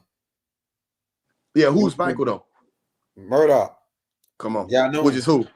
Malachi. Yeah. Dr. Malachi Z. York. So yeah, you don't have to choose no side or none of that. Just deal with the truth. If I say, excuse me, Neuromelanin is in everybody, don't get mad at me and say I'm a hater or I'm a government agent. Go look it up. And you find out neuromelanin is in everybody. So then you have to ask yourself, excuse me, why does Rashad Jamal teach that just black people have it? That doesn't even make sense. Everybody has a brain. That word neuro means brain. Simple stuff like that is we're just telling you, challenge people, test every spirit with the spirit. You with me? All right, let's move on. Right. Hey, this is my next question then. Going to 2025, and now we lead up to 2030. Now with all the stuff going on, celebrities getting arrested, kids they finding all these kids, different things with the kids. It's real bad, right? Like finding kids in the back of the truck and body parts and all this, right? And so all the stuff going on, the celebrities going on the ground, possibly extraterrestrial war going on above our head. What do you see that could possibly happen? Like, what kind of calculations do you got based on what you see now that could possibly be the outcome of this year? Because like an earthquake just went off in Cuba. Just took like a 7 or 8 earthquake just hit Cuba. I think 2 days Sunday. So it's like this, all the stuff that Revelations is saying. It's like it's coming. This is the year. This is the year where you better get together, get your shit together. This is where it hit the fan. So what is your projection or your perspective on how you think the government and just the Nubian people as a whole, where do you think we're headed? Are we gonna ascend? Are we gonna stay in this same state of this NBA young boy criminal gangster type state, or are we gonna ascend out of this and go back to like we were in the 60s? In the 60s. Yeah, like in the 60s, if you did something wrong in your neighborhood, you got your ass whooped by the lady down the street. And then when your mom and them got off work, she told your mama and your dad and them, and they whooped your behind. So that was like the type of thing back in the 60s. So do you think we're going back into that respect for your elders, that type of era, or it's going to get worse? Because it seems like there ain't no respect for the elders no more. So I guess my question is, do you think the young will get less and less respect for the elders, or will they gain more respect for the elders as we go into 2025? I think that depends on which young we're talking about and which elders we're talking about. You understand? When we're in this day and time, I told people this is the 9 year for a reason. The year of the elect, the year of the elite. This is a very strong opportunity. You got 5 years before this 2030 turnabout. Science is talking about it. The world is talking about it. It's about Project 2030. It's not much different than, if you pay attention, the year 2000. It was a turnabout. It's not much different if you're paying attention from the year 2012. There was a turnabout. Okay, so you have another opportunity, if for nothing else, just to get yourself together. You know what I mean? If you're one of those elders, then you would be a part of the group of people who have that choice of whether or not they're even going to listen to the youth or guide them in any way. If you're one of the youth, you got the opportunity to choose whether or not you're going to listen to the elders, all right, or guide the elders, because it happens, you know what I'm saying, interchangeably. I don't know what everybody's going to do, y'all. I can calculate a million things, you know me. My point is, we're dealing with the elect science now. This is slimming down. Fewer people are even experiencing time, right? How time is actually expressing in its totality, meaning fewer people even realize that time is moving faster. Fewer people even have the keys to understand what that means. That's why they said the days will be shortened for the elect's sake, not for everybody. All right. I don't know what this world is going to go through. All I know is what I go through, and those who make the decision to continue to or continue to ascend, whatever we go through is based off of whatever decisions we're going to make. All right. If you get to December 31st of 2025 and you big and you out of shape and flabby, it literally says what you did all year. If you get to the end of the year, all right, and you have no motion whatsoever in any idea you put forth this year, it says you sat on your ass and you waited for it. All right, that's not a boss mentality. This is the year of the bosses. This is the year of the ones who got the crown on their head. You know what I'm saying? Some people understand what I'm saying. This is the year of the ones who put that G on the crown and focus on their mind, body, and soul, or the higher creed, the higher principle, from their knees to their crown. This is the year of the select few. The brothers know what I'm talking about. All right, you got to start walking and moving like that, not moving like the rest of these people who out here. Now, certain things will happen that are out of your control. Fine. What are you going to do about it? When you gather together, are you gathering together to drink? Are you gathering together to smoke? Are you gathering together just to eat food and pig out? Or are you gathering together to make a plan? When you bring your family together, is it just to play Uno? Or is it to put all your cards on the table to figure out how you're going to play this game of life and deal with the hands that each and every one of you were dealt? Every time you have an opportunity to even deal with the few that are around you immediately, what are you literally doing with that opportunity? Are you wasting it or putting it into full effect? You with me? California sets on fire. All right. It sways the whole algorithm. You start realizing that what we do is we just talk about what happens in current events, but nobody is using their power to make these major events occur. So which one are you doing? 2025, current events or making events occur? Hey, current events. Oh, well, I'm making events occur. That's what I'm telling you. The masses are, you with me? The masses are affected by current events. Okay. The masses are affected by instances of polarization. The masses are affected by whether or not this moves left or right, by the hand that's hidden or by the hand that's hidden. They're affected by that. How many people got their hand drawn ready to make something, put a cause into effect? You get what I'm saying? Think about it. Even with the Rashad Jamal thing, 19 keys, whoever it was, we know what to do with elements. Rashad Jamal is an element. 19 keys is an element. Umar Johnson is an element. This is an element. Look how it moves. I put it in my hand. All right. Let's say there are a bunch of people that flock to this element in accordance to its properties. Right? All right. When I move this element, guess what else moves? The people. When I move this element off screen, guess what else happens? The people off screen. If I want to put this element over here behind young elder, guess what happens? The people got to go behind young elder. You know what I mean? It's not that, it's only complicated for simpletons. We don't speak your language anymore. However, we remember it. So we know what you're going through. So we can come to you to tell you what it is you're experiencing. You're experiencing disruption in the illusion that you hold true. That illusion is coming from a star. That star is an element. We take these elements and we move them around to make things happen. It's simple. It's the same thing the elite do. It's the elite way of life to take control over your reality. If you see a current event happening, that is your responsibility as one of the elite to either one, ignore it and start another one, or two, integrate into it and pull people out of the spell of it, because people get caught in the spiral. You know how many people caught in the spiral of what happened in 2020? Right. You know how many people are going to be caught in the spiral of the California fire? Right. It's going crazy. It's a blackout now, they say. It's a blackout. See, now they say it's a blackout. Tomorrow going to be white out. The next day, the queen going to bump her elbow. You know what I mean? The day after that, Trump going to fart. And we just going to watch everybody get strung along by current events. Right. That's what 2025 will be consisting of for me. So I'm not being strung along by the events. I'm going to string the events along. Go ahead. And the strings that we're talking about is the seams of the curtain. And every time we stream it along, the curtain will be pulled back. Then people got an opportunity. What they going to do? I'm not going to stand there. There's so many different curtains to pull. I can't be waiting on you to figure out this ain't no beef. I can't be waiting on you to figure out I don't want just no attention. I can't be waiting on you to figure out this is nothing like you've ever seen before. We just pull the curtain back and we walk off. Right. Somebody's going to yell to you, pay no attention to that man behind the curtain. We're going to walk past you and the man. You know what I mean? And you got the opportunity to stand there in awe, still at the illusion that's still functioning.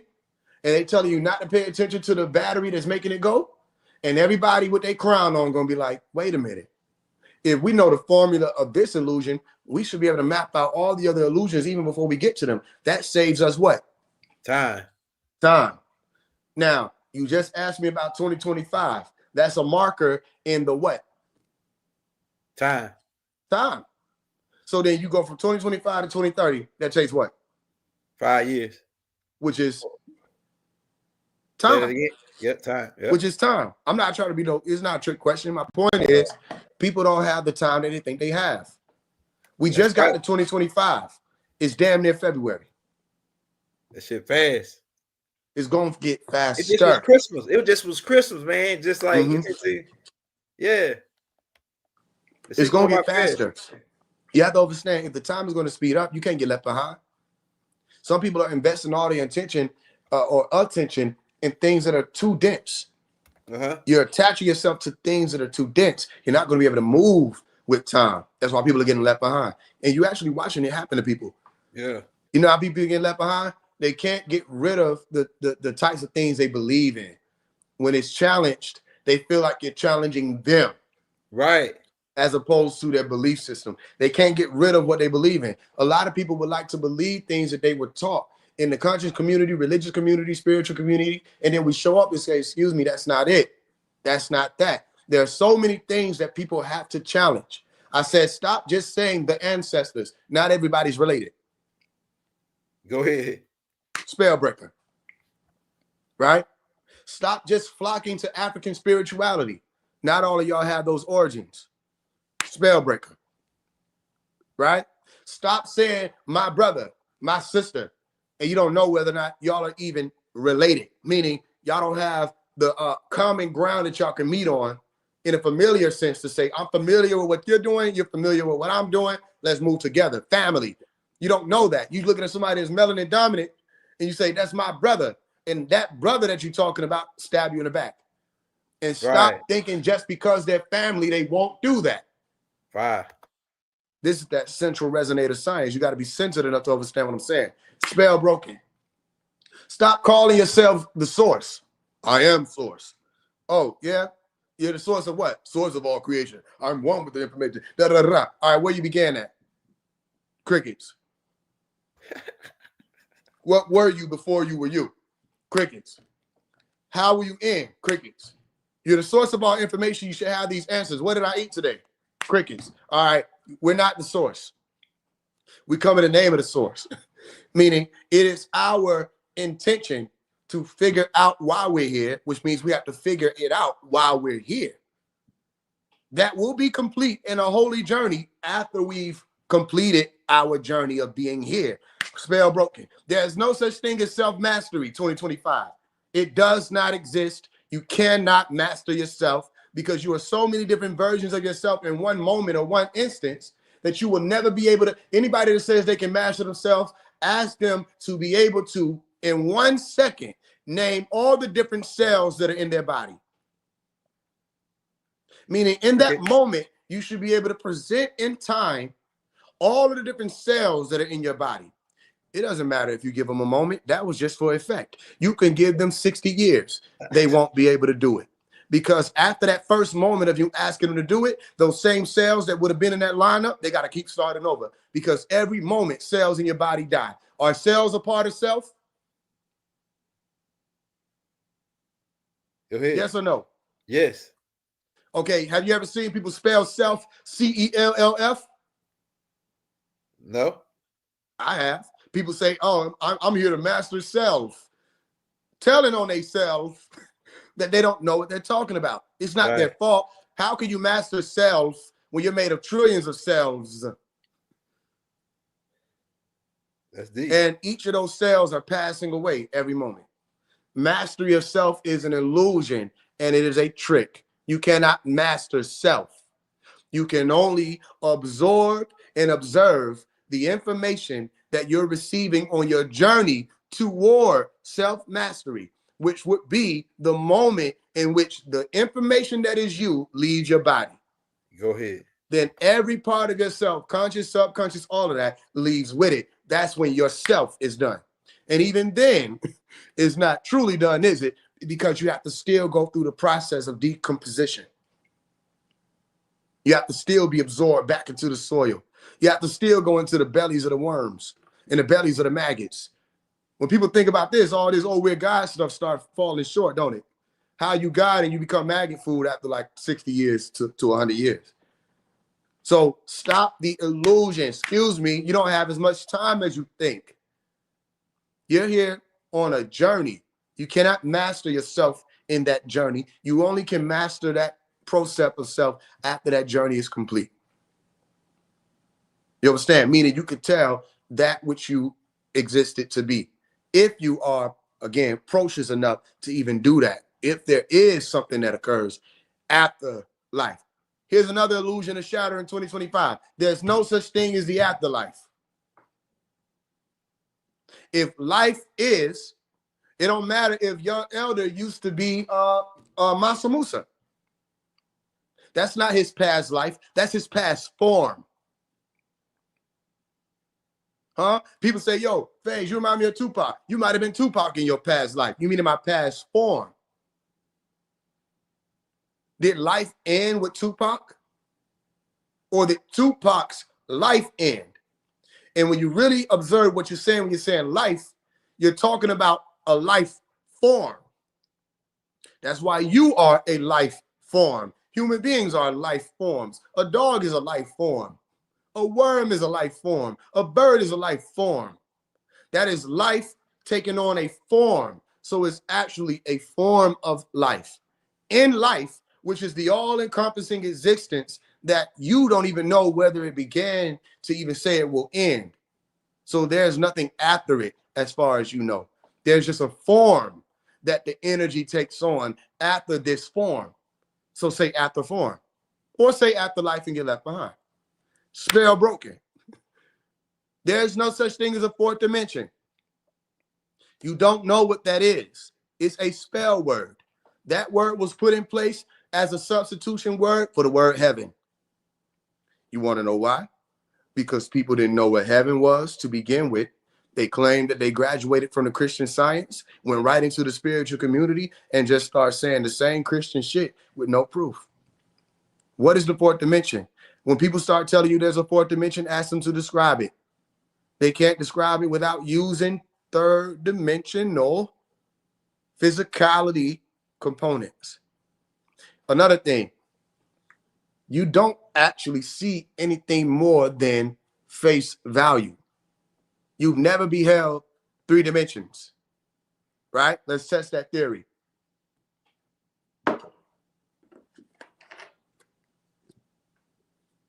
You ready, young elder? Go ahead. Go ahead. I see where you're going. Go ahead. All right, cool. I got this book, right? You see the book? Right. Okay. I'm about to write something on the back of it. You ready? Go. All right. I want you to tell me by looking at this third dimensional thing or three-dimensional thing, what did I just write? I don't know. Something. Why not? Why not? You're looking at it, right? I can't see it. On yes, the other you can. side. You're looking at this is the 3D reality. Remember, we're three-dimensional beings, right?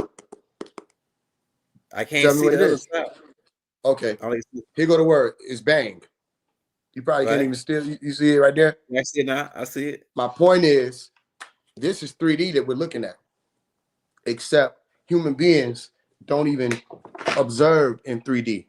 They observe in what's called two-dimensional, or would really be one-dimensional, but you have to look at it from another. So you would say two-dimensional, which two-dimensional is believed to be two-dimensional, but even two-dimensional will be three-dimensional because two-dimensional is just an excuse for not understanding what 3D is.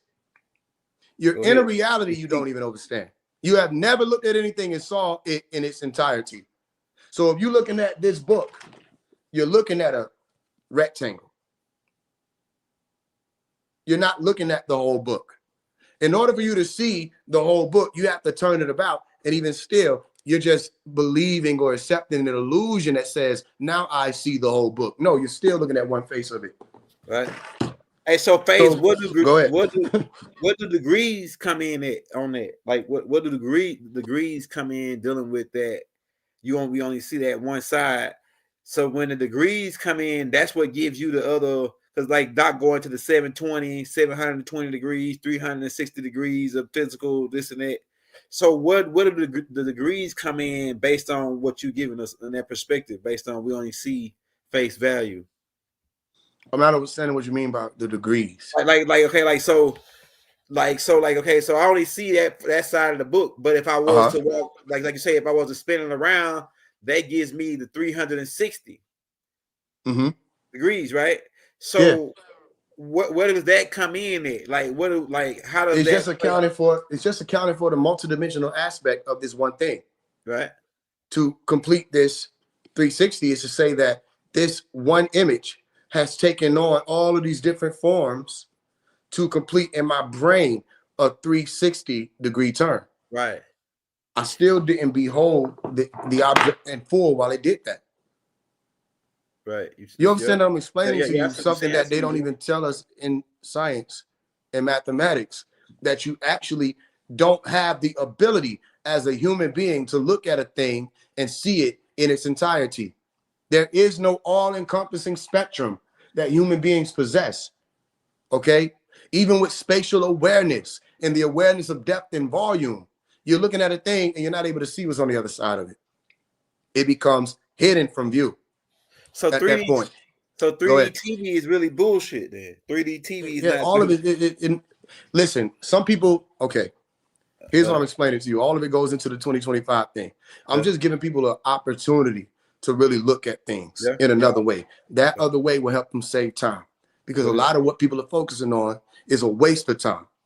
All right, y'all are focused on identities. You're infatuated with, oh, this is this person, this is the God, this is this. You're infatuated with an identity crisis that you got going on. You got to let that go or you won't make it. You're infatuated with what you believe to be science instead of what you know to be science. You have to respect science. Go back and look at all of the sciences and figure out what is, for one, even true and valid, and two, what is useful. Because you get too stuck on what's true and valid, that same thing won't be true as you move forward. Go ahead. Okay. These are scissors. That's true and valid, right? Yeah. But what about 1,000 years from now? Will this be this? It probably be something. It won't. Let's keep it more simple. This is an index card, right? Yeah. True and valid. Will this be an index card 50 years from now? Nope. Okay, it'll change its form. We won't be able to pick up the same thing and say this is the same thing. Right now, it's holding a specific molecular structure, and even still, we're looking at atoms that are moving just very slowly. So even still, there's motion in it that's saying that this is not the same thing with every moment of that motion. You with me? Go ahead. So if I get too wrapped up in whether or not this is phase one, or this is this person, that person, and I get lost in that idea, I forget that this is useful, and I could write on it, and I could pass it to Young, and Young can read it, and he memorize it and pass that to his children. Usefulness. That same type of, when we was in school of more science and they was breaking down the ID, they gave that same type of analogy. Like, is this you? Like they showed a brother pull out the ID. Is this you? And it's like, yeah, that's me. They said, nah, is this you? Nah, yeah, that's me. Nah, this ain't you. This is the ID. Like, this ain't you. This ID is not you. Like they was breaking it down like that on the in the more science school about how they use the ID to make that's really us, but it's not us. It's an all cap straw man that they created, a fictitious front man type of thing. You know? Yeah, us is an illusion. Yeah. Go ahead. ID is short of 2 letters. Idea. IDEA. It's just an idea. You know what I'm saying? It's like, yo, I would love to be this person, so I'm gonna hold on to what I think it is. But you're changing every day, every moment. You have to. All I'm offering, I don't even know where it's coming from, is different ways for you to detach from this illusion while you got time, or stay here. Stay. Simple. Don't believe me. I don't want you to believe me. If it makes sense, use it. If it doesn't, stay where you at. We'll just keep moving on. What else we got? So do you think the second coming of Christ? So some people expecting that I got my own perspectives on it with Doc and everything else, but some people expecting this right here is like really for my Christians. They asking this question. The Christians, so the second coming of Jesus, they waiting on Jesus to come back. They under the impression that he's gonna come back on riding the horses. He gonna part the clouds. He gonna pull out his rod and smite the wicked. And they under that, they looking forward to that. But is it more to it? Could you break down that the second coming of Christ and is it real? Are we supposed to wait on some white guy to come back and part the clouds? Is he a black guy? This is what they asking, right? Is he a black guy? Or is he a white guy? Is he coming back?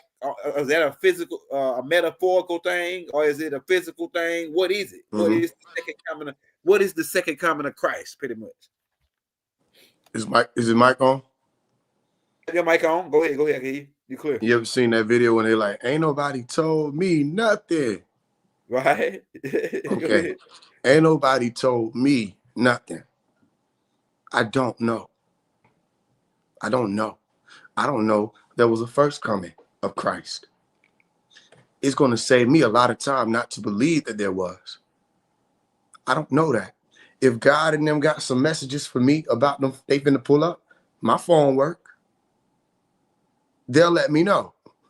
Don't your phone work? If you're a Christian, your phone should work. ET phone home, right? All right. Get off the internet. You talking about the second coming of Christ. Why the fuck is you on the internet? You talking about leaving the planet Earth. You should be doing what the disciples were doing in that day and time. Waiting for the hour. You should be doing what those people did. You should be fasting and praying only. You should not be at Coachella. You should not be at Rolling Loud. You should not be commenting on whether or not it's Kamala or Trump. You should not be involving yourself in the spiritual community antics or debacles. You should be meditating, fasting, and praying and just waiting for that time, because there's nothing that you can do that's going to make it happen faster or delay it. All you can do is be ready when they come. Simple, right? It's not that simple. They got to build whole buildings and pay taxes to tell people this shit. Yeah. You know what I mean? They got to collect money to tell people. In a boat or yacht, man. Yeah, it has nothing to do with it. Listen, I don't see a world of people who think Jesus coming back. If this is the world of people that think Jesus coming back, he don't need to come back. Because the way he come back, they ain't gonna like it. If he coming back, whoever he is, if people ask, is he white, is he black? I don't know him. He ain't never came to me, talked to me yet. He ain't showed me, pulled up. Y'all, you know what I mean? We'd have been in person, right, y'all? I'd have met young elder. Yeah. I'd have been around him, seen him, whoop. Young elder could be a white man under that mask. You know what I'm saying? Or a Caucasoid. I don't damn know. All I know is I can bear witness to the fact that he showed up and we was talking. Boom. Jesus, bro, who the hell is that? I don't know him. That nigga ain't came to talk to me. I don't know none of these folks. I saw some people when I was 12 years old that could have been Jesus in them. They didn't make time to be like, oh, my bad. We was supposed to tell you this. We Jesus. I don't know. Listen, let me do you one better. Don't have nothing to do whether or not you get off the planet. I don't know. Do you know? In the movie Knowing, which is my favorite movie of all time, I think people are finally picking up on that. Yeah. In the movie Knowing, it was all about knowing. It's the title of the movie if you didn't notice. So you have to know what you're talking about. Belief ain't going to get you there. Belief ain't going to get you up out of here. Right. So you need to be fasting more. You need to be praying more. You need to be observing more the skies, the stars. You need to be asking for a sign. You need to be patient. You need to be waiting. All right. And you need to be activating at the same time, not just waiting, because that ain't really the way. You need to be activating and making sure that you're ready for whatever. Listen, if I thought Jesus was going to come back, I would be studying the Bible with a fine-tooth comb. Right? I would take a pen and I would rewrite the Bible word for word to make sure I understand everything. If I miss a letter, I will repent, and go back and write shit again. You have to make sure to get out of here if that's what you think it's about, because it don't end pretty for everybody who get left behind. But that's not what people are doing. They're occupying themselves day in and day out with things that don't mean anything. So to answer your question, that was a lot of words just to say, I don't know. I don't know. They ain't told me nothing. It's that simple. Look, I respect where I'm at with it. Where I'm at with it is I'm the most master's person out here, and I'm not the master. Right. I respect my position. My position is all I'm doing is reminding people that I ain't no shit. And in the process of doing that, building up the one who is, and people think, oh, that must mean you are the one. And I don't know why it's like that. I'm just telling people I don't know what's going on. I know who has told us what's going on up to this point. Right. And I've walked in that order, so you might think that I know. I don't know. I don't know if Jesus coming, Sananda pulling up. I didn't know what the drones were. I had no idea. So I didn't say, these are what the drones are. You didn't see me on no green screen video pointing up. So these drones are here. This is our family. Da, da, da, da. I don't know none of that. I know what they tell me, what they show me, or whatever I'm shown in life, or whatever I find out. If you're waiting on the second coming of Christ, you need to get yourself in order. Yeah. Ain't nothing else. I'm not going to be able to vouch for you. I ain't been given that right either. And the last thing you want to do then is experience that lake of fire. Whatever weapon they're going to use on your planet, you don't want to be here when it happens. And it happens unexpected. So you ain't, you better know. That's that thief in the night thing that they show in the movie Knowing. Because that sun aspect they were using, really, that was a lake of fire. Right. You go watch that movie. There was a lake of fire that destroyed the earth. All right. So then watch this. That's just them getting rid of whoever is on the surface again. You go read the book of Peter. So 2 Peter. It ain't much different than what they already wrote. A lot of people want to just pay attention to what sound good. Oh, Jesus is coming back. Yeah, Jesus come back and destroy shit. Where will you be when they pull up? Right. Where you gonna be at? Because if you still in the place they said come out of, you in the city, you in New York, say God loves America, God bless America, God bless America. You didn't read it? You didn't read about the great, they said it wrong. Never mind, let me stop. But they put me on the domestic terrorist list. I don't have nothing to do with that. This is God we talking about. Put God on the domestic terrorist list. Because he said when they come through, they blowing shit. So if I were you, if you really waiting on the second coming of Christ and that's what you believe in, I do everything in my power, if I were you, to make sure that I know what I'm talking about. And you most definitely don't want to be in the middle of the city. You don't want to be nowhere near the highly populated areas that are already irritating the fuck out of whoever flying them crafts. And they can't wait. Like they just can't wait to push the button. They staring at God like, what's up? What's up? What's up? What's up? Yeah, no shit. I don't know, y'all. But hey, God bless you. I don't know. Hey man, how many books you got out, Faise? Because they said I thought you had 11, but they said you got 17 now. They said you got technically I got 16. The 17th one, okay. Yeah, the 17th one was a collaborative project where I was sending manuscripts. I ain't even sent them all yet, but I was sending manuscripts to people that was a part of something I called the Wahoo tablets. All right, Wahoo meaning one in the Mizpatia language, because at that time I was studying Sabbatic. All right, Sabbaic language. Yeah, so it was really 16. 16 books. Yeah. Okay. Yeah. So Different topics. books, I got a book called Relax, The Hidden Hand Scroll, a book called Who Knows the Secrets, Masonic book, How to Speak Elite, Sciences of the Illuminati book. Yeah, just a lot of different, How to Love Again, which is a book about the chakra systems and the science of light and what it means with love and the science of love. You know, just a lot of different. Is the Computer Guide, artificial intelligence, artificial consciousness science, computer science. What else? A lot of different books. Yeah. If y'all want to get those books, man, how would they get those books if they want to get those books, Faise?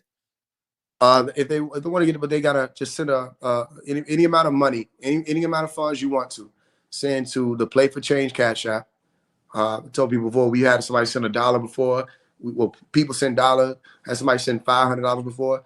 The most somebody's paid for is literally, I think it was $500 specifically for the books. But the highest donation been like $5,000 before. But people donate different things or send different amounts of money. So you send whatever amount you want to send to the Play for Change Cash App, and you send your email with it, and we make sure that you get all of them. They'll all be PDF form or digital books. Okay, so all the scrolls, you get all of them for whatever amount that you want to send. Play for Change, PlayForChange. And in those books, I go into a lot more depth. I got a book called How Did He Die?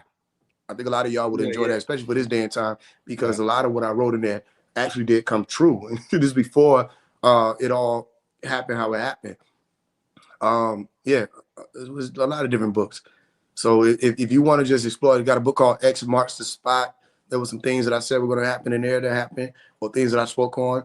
A lot of different sciences about the X. I got a book called Nothing versus Everything. If you're into mathematics and you really one of those intellectuals and you like to take your, you know what I'm saying, your experiences further with math, Nothing versus Everything goes over the Morbius strip. It goes over logarithms, base and power, just looking at it a different way as a story for that.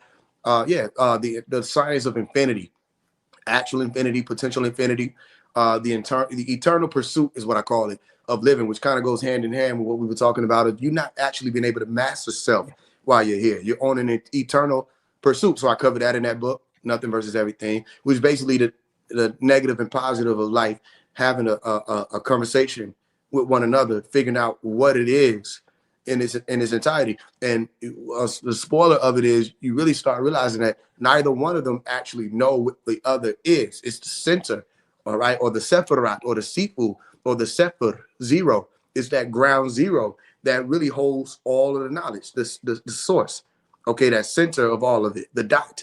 That's where everything has to return back to. You understand? Literally. And along your way of getting to that dot, you start realizing the closer you get to it, the farther it becomes. So you're not able to behold the dot in its entirety. You're just able to acknowledge it. The smallest reality you can think of is a dot. Right. You feel me? So you just acknowledge it until you get to the point of being on the other side of that dot. Same thing with the science of a black hole. Nobody knows what's on the other side of it. It's a black hole. But when you get on the other side, I bet you will, if there's anything to know. Hey, we're going to take questions. We got a couple minutes left. We're going to take questions. Let's do it. Y'all, if y'all got any questions for Faise, drop them in the chat, man. We're going to take some questions. We got about maybe 22 minutes left. We'll take some questions from the chat, man. We already been dropping that Cash App in the links if you guys want to. Yeah, shout out to you, young elder, man. Shout out to you. Shout out to everybody who supported. Most love. And to people who, like, the fans of like Rashad, Jamal, the rest of y'all, I just want to tell you I love y'all. You feel what I'm saying? I don't know you. I love you. There's some of y'all, may not, agree with certain ways certain things went down. It's okay. However it goes, it's all right. Just understand what my intentions are. My intentions are to deal with the truth and for the truth to get out. Sometimes that may be offensive to some. It's already written. Others will be offended with one another. I understand that. You have wars, rumors of wars, nation against nation, kingdom against kingdom, people against people. I understand that. You have the right to feel however you want to feel. Just know that the intention is way deeper than what the feeling is. You know what I mean? So I love y'all. I love Rashad, Jamal. I love everybody that's involved in all of these different situations. One of the things that Dr. Malachi York, I heard him say, was he loves the people who put him in there. And that really shook me up. Man. You know what I mean? Like he said, I love y'all anyway. I heard him say this. He said, yo, he was like, yo, this person won't say this and they won't let that truth be known. Da, da, da, da. Why don't you say this? And da, da, da. He said, you know what? It don't matter. He said, I love y'all anyway. You know what I mean? So I'm just telling y'all, at the center of this is love. Meaning at the center of this is passion and compassion. At the center of it, all the rest of it is whatever it takes to form of. The center of it is love. I want all of y'all to get to wherever it is that you're supposed to. And I don't know that I'm talking to everybody, right? I don't know who I'm talking to by name. I want all of y'all to get there. I don't know whether or not Rashad Jamal is innocent or guilty. I never said he was guilty. I never said he was innocent. We look at the things that people do as beings and we merit them. And we're supposed to test spirits. Every spirit, no matter who they are, you test the spirit with a spirit. We're supposed to do that. We're supposed to look at the actions and the deeds and figure out whether or not these actions or deeds are being done because this is the nature of the being, or maybe they're being possessed and persuaded. Either way, that doesn't stop us from getting into the truth of things, right? Same reason why I pulled on the baby mother, Shells, to let her speak, right? Same reason why I'm going to get in touch with the daughter, to let the daughter speak and say what it, and if it were her mother's wishes, the daughter will be able to come and speak to y'all, because that's what we're supposed to do, right? We did that for years. We investigated these people who made these claims and this, that, and the third. And none of the claims were able to hold up. None of the things that they were putting forth were able to hold up. We're people who journey to find the truth. Nobody or situation is exempt from that. You're just meeting it from your vantage point of this being your favorite. Some of y'all say Rashad Jamal woke y'all up. That's fine. If Rashad Jamal woke you up and you in here listening to me and this is a part of your journey, salute to Rashad Jamal, right? If Rashad Jamal is the reason why you got your life together and you stop, you know what I'm saying, fucking around and, you know what I mean, you balanced out, shout out to Rashad Jamal, salute to him, right? Now, when you make those statements, you're like, oh, I woke up and I ask you certain questions, you're not able to answer them, then you don't have to not salute Rashad Jamal. There might be still somebody that woke you up. Fine. You just have to look at the fact that maybe you weren't equipped enough to make your next ascension. Mm-hmm. If you think it stops at Rashad Jamal, then I feel for you. I really do. I really do feel for you, because that's psychosis and you don't know that it is. I feel for you though. It does not stop at Rashad Jamal. Even Dr. Malachi York says it doesn't stop at me. I'm attempting to get you to the source. Do not pass go. Do not collect $200. He did his best to say it don't stop there. Now let's get that clear. Dr. Malachi York, the body of work that he comes with is nobody that has existed in history in this walk of life or this type of motion that compares to the body of work. So if you think it's just about clout and all this other stuff, all I'm asking you to do is go read Dr. Malachi York books and see if I'm lying. All I'm asking you to do is listen to his teachings and see if you had to choose which route you would go, all right? See if Dr. Malachi York would have actually prepared you for this day and time. So you would be not up under Omari or Faise One. You either be on the level that I'm on or higher, because it's your works that matter. So again, before we get into the questions, I love Rashad Jamal, all the people involved. I pray for the family. You know what I'm saying? I send love to the family, both the wife, all of y'all.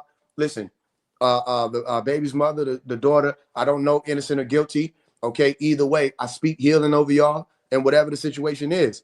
You know what I'm saying? I'm not someone that can jump and say this is, it isn't. However, just from looking at certain things, I can make the judgment if I wanted to. You know what I mean? Because certain ones of us who we do have that discernment ability. Either way, I speak healing over the whole situation, because what y'all don't understand is y'all just been doing it. We're dealing with this for a few years. I've dealt with this my whole life. And I've dealt with it on such a magnitude that if you really looked at the magnitude that we've had to deal with this our whole life, going through pre-K, elementary, first grade, all the way through fifth grade, sixth grade, high school, and your whole life, you're being pushed out as an outcast because of the truth that you know. Not a few months on TikTok and now you're the source and you're the Elohim and you're Anunnaki God. No, our whole life of just being not one who speaks the truth, being associated with Dr. Malachi York, we've been ostracized, hated, pushed out. And then you come across these communities like the conscious community and you see what their leaders are doing. They're disrespecting Dr. Malachi York. They're doing whole videos pulling up the case and intentionally misrepresenting it and only providing the fallacy, not going into any of the truth. They treated Faise One like he didn't exist. The Black Magic 363s, the rest of the people, they did that on purpose because of the fact that when you step forth with Dr. Malachi York, all I'm saying is, if I'm lying, why did they ignore when I said, let's go master for master, young elder? Right. Why they ignore that? All I said was, let's go master for master. That was a challenge for everybody. If you're going to call this Bobby, you call him master, okay, let's go master for master. If you're going to call the person, let's go master for master. Let's compare the works. And if we look and we see that this one person literally has more works intellectually, information-wise, etherically, spiritually, groundworks, land that was developed, ages, languages, all that, more works and books and all kind of stuff to show for that actually changed this whole system around. And then you start realizing that everybody is repeating the non-ether, each one teach one, make it make sense and overstand, understand all this other stuff from him. You just have a decision to make in yourself. Are you going to stay with the people who are providing you crumbs? Or are you going to walk with the one who's already presented to you the locations where the wheat fields are?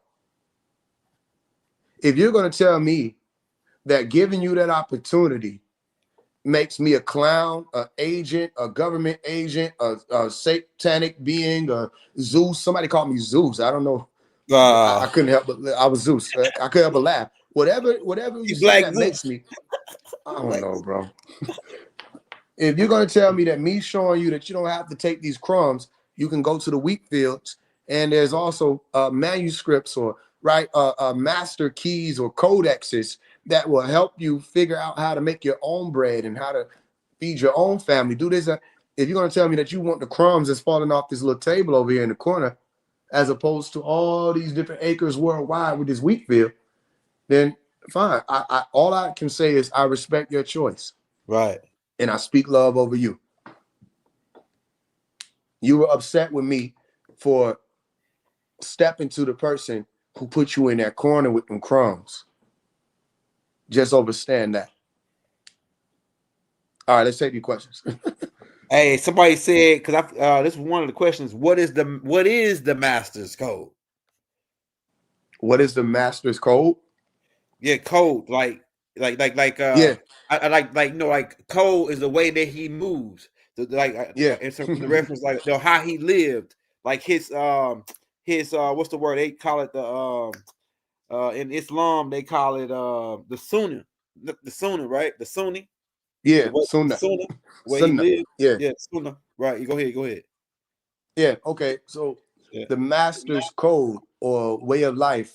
I have a book called How to Speak Elite, right, where it explains a lot of it. So all of y'all who looking, if you want to take what I'm about to tell you and take it way further, make sure y'all get the books anyway. For one, to support, and for two, once you get the books, you can give them away.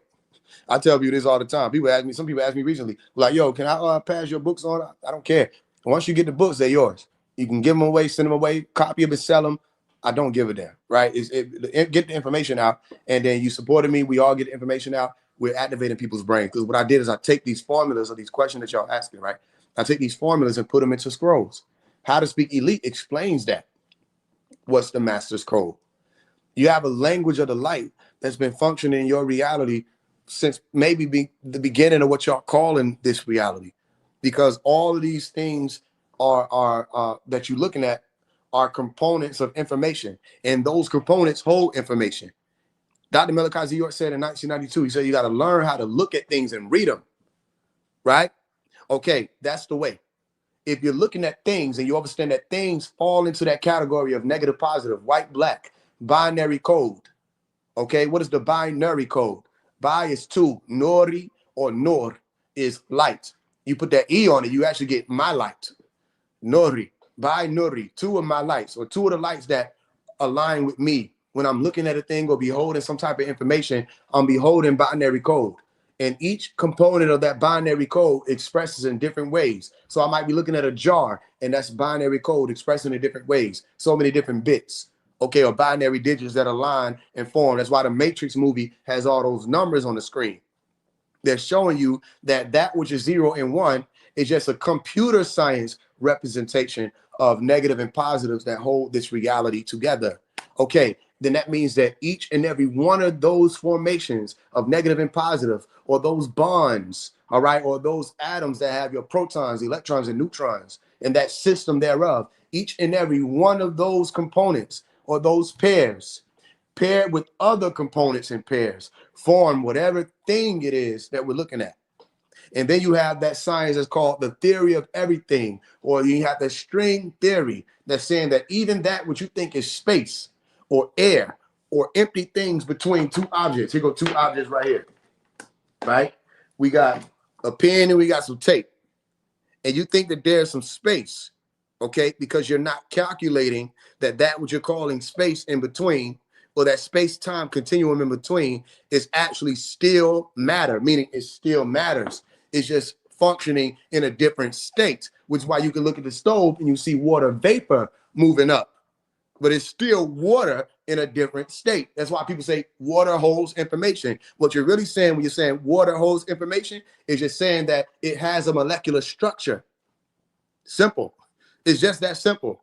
It doesn't have to be too mystified. And that molecular structure can be affected.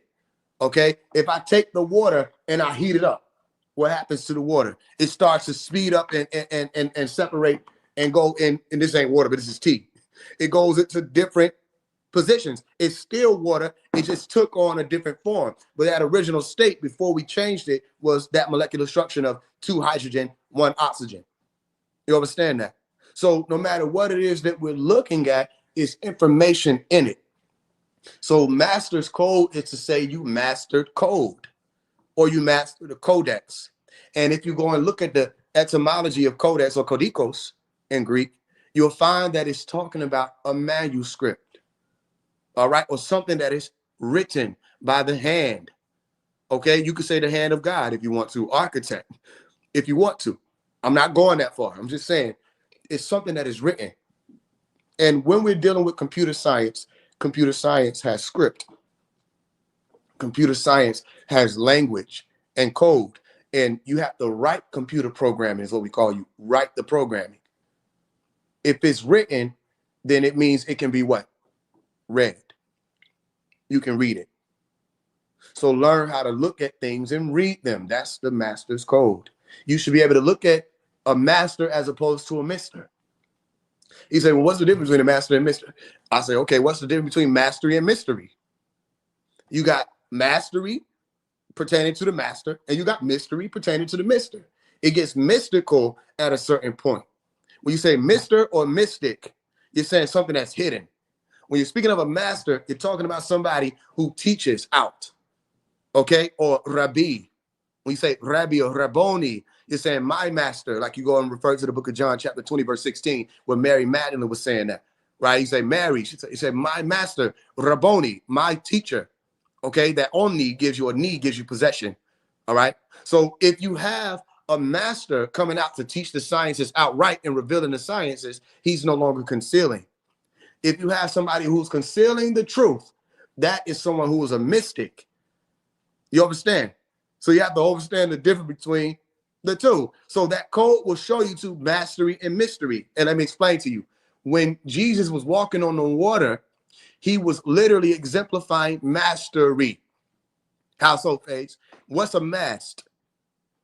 Anybody know what a mast is? The mast is that staros, or that pole on the boat, or the merkaba. The merkaba is another way of saying a ship or a chariot. All right? That holds up the sails. Pay attention, because there was someone who was walking upright, who navigated. The word navi is water and gate is to walk, who was walking upright, navigating, and was able to tread on the water or walk on the water. This sounds to me like a boat or a ship or a merkaba. And they had with them, as the lamb would, sails, 7 sails. Sounds like seals, don't it? 7 sails, seals.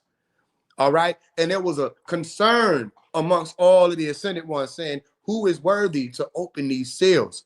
Who can unlock these codes? You understand what I'm explaining to you? Who can unlock these centers? And only he who possesses the master key can open all of the centers. You got one person might be able to open up the root chakra. You got one person might be able to open up the heart chakra. You got one person who'll be able to throat chakra. Who can open up all of them? And when we get to that seventh one, all right, and which would in their terms would have been the crown.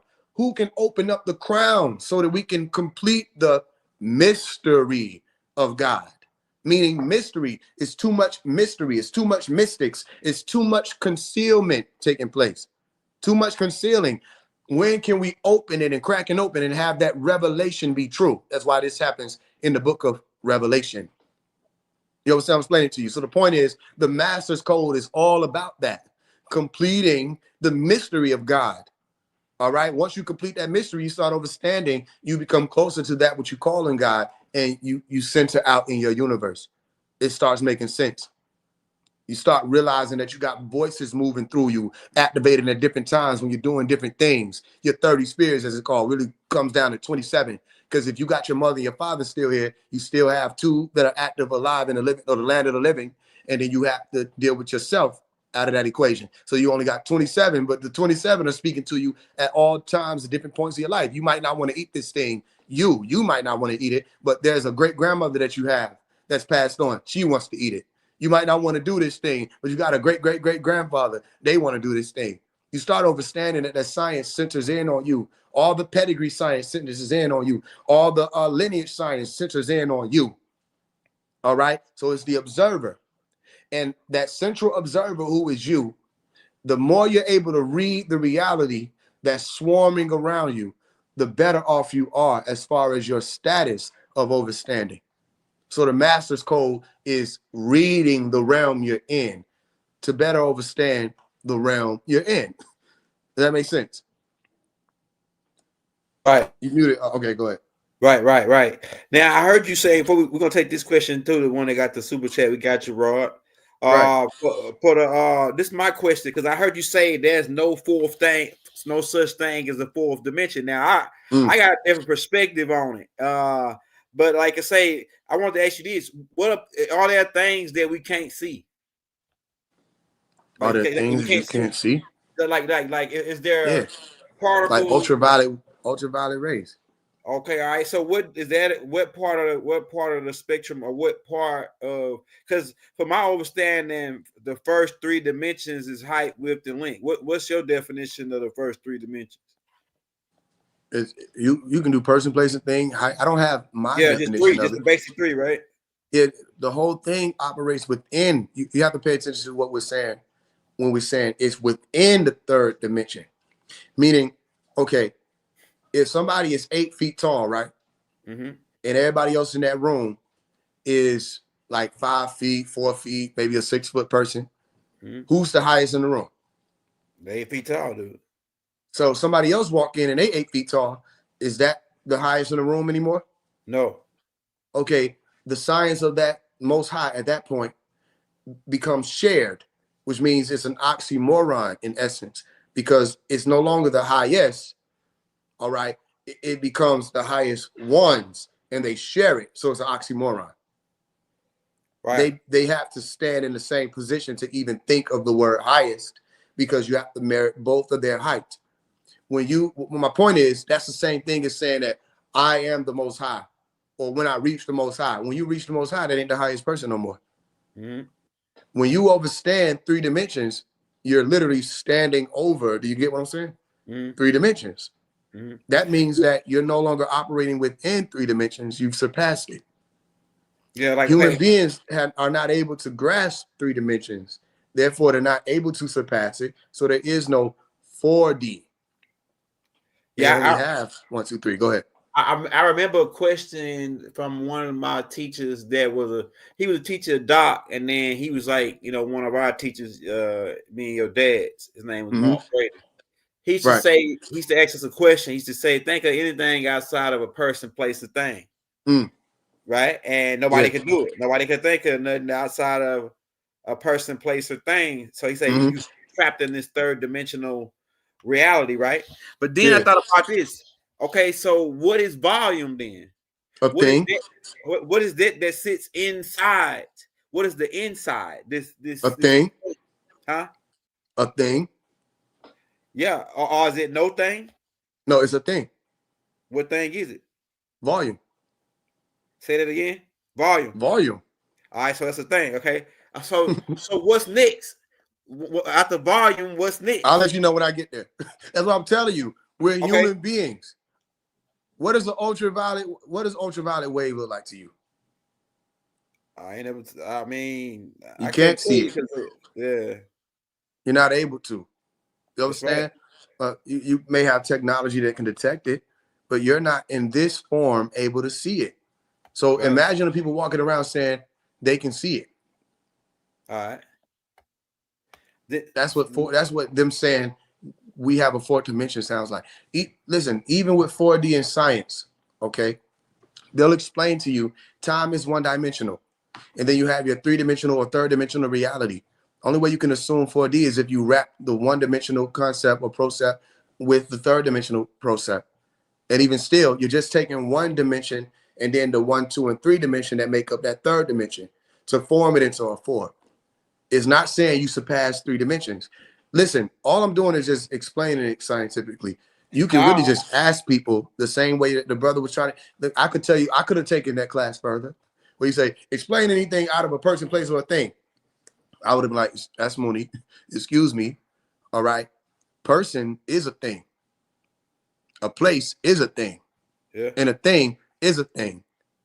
You really just slimmed it down to you operating within 2 dimensions, not 3. Because the 2 is the roof of whatever exists beyond a second dimensional objects. Like I just showed you, you're not able to see behind his hand. You can't see 3 dimensions. You only see what would be 2 dimensions. What if I told you that's your lid? That's what's called a parameter. The same way you have black to white. You can't see beyond white or ultraviolet. These are your parameters of what's referred to as your visible light spectrum. Right. You understand that? You have parameters of time and space. You can't see or think beyond time and space. You with me? Right. So no matter what the process would be, you're still dealing with a thing. That means that thing sits up under that second dimensional roof. So human beings are actually observing 1 dimension. And let me explain to you how that makes sense scientifically, because it tells you time is 1 dimensional. And if time and space are a continuum, then space is 1 dimensional. Go ahead. I see where so you're only dealing with 1 dimension. Yeah. I agree with that, because all dimensions are 1 dimension. I agree with that. But this is the next thing I got to ask you. And then we're gonna get to your question, Rod.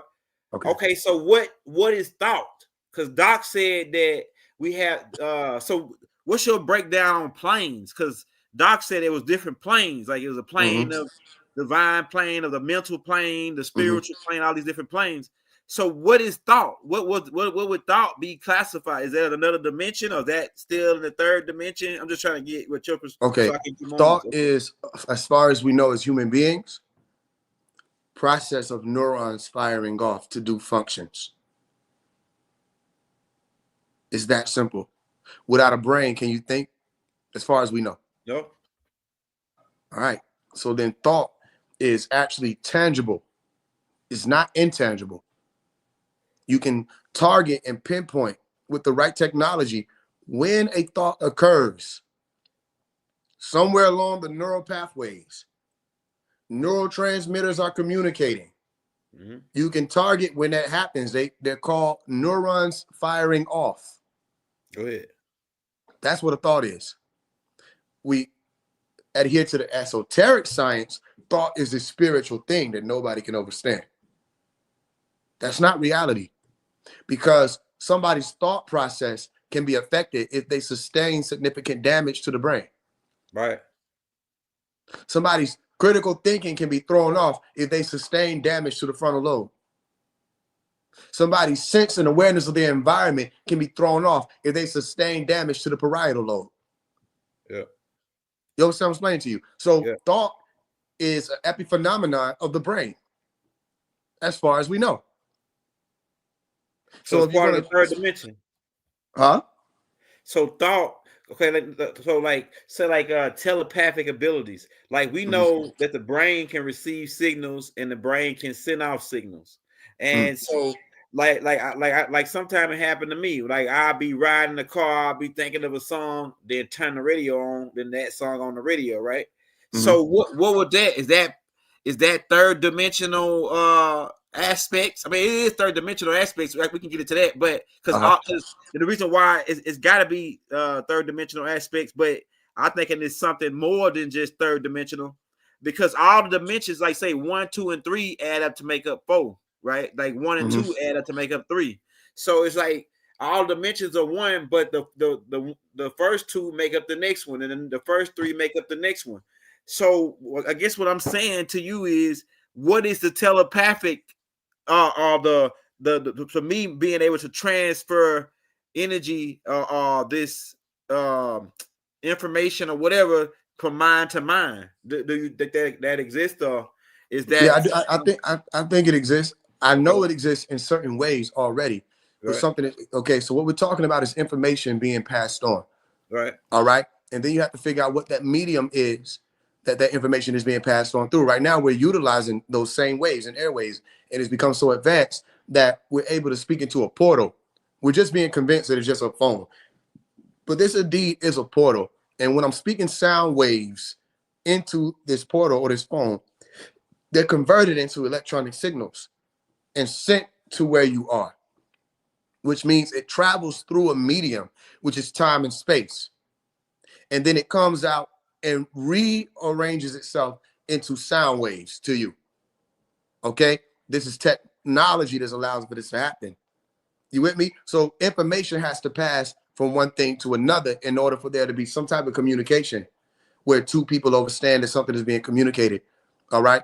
Even if it's unintelligible, because I could come and speak to somebody who speaks solely Spanish, and they can still hear the information and see that the information is coming, but they're not able to interpret it. All right. So their interpretation system isn't able to take in this information in a sensory input compartments, no matter what it is. Why I'm saying sensory input compartments, because you see things with your eyes, right? So people think, if I see the color blue, this is the color blue. If I see the color green, this is the color green.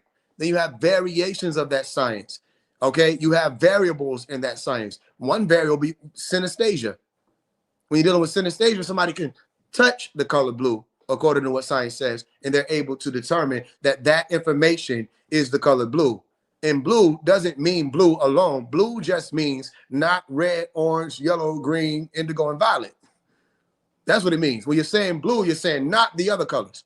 When you're saying green, you're saying not the other colors. So there's information that says, hey, when you touch it, I'm not red, orange, yellow, green, indigo, violet. So people say it's blue, and that's called synesthesia. They don't have to see it with their eyes; they just touch it.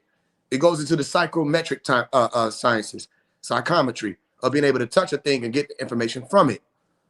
You with me? So just with body language alone, we're able to see that things are readable in people's body, in their being, because everything that's happening from the subconscious you to the conscious you, or the subconscious or to the conscious you, all of that is happening because of the brain functioning.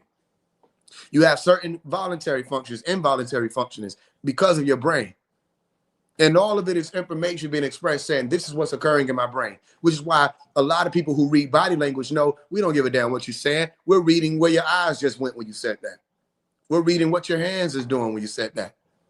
You know what I mean? When you're looking at this person, they don't know you know to pay attention to the fact you're priming yourself while you're talking to this person. You're attracted to them. Your pupils dilate. You're attracted. All of that is readable from masters like us. But everybody else, they just see whatever people are presenting. You know what I'm explaining to you?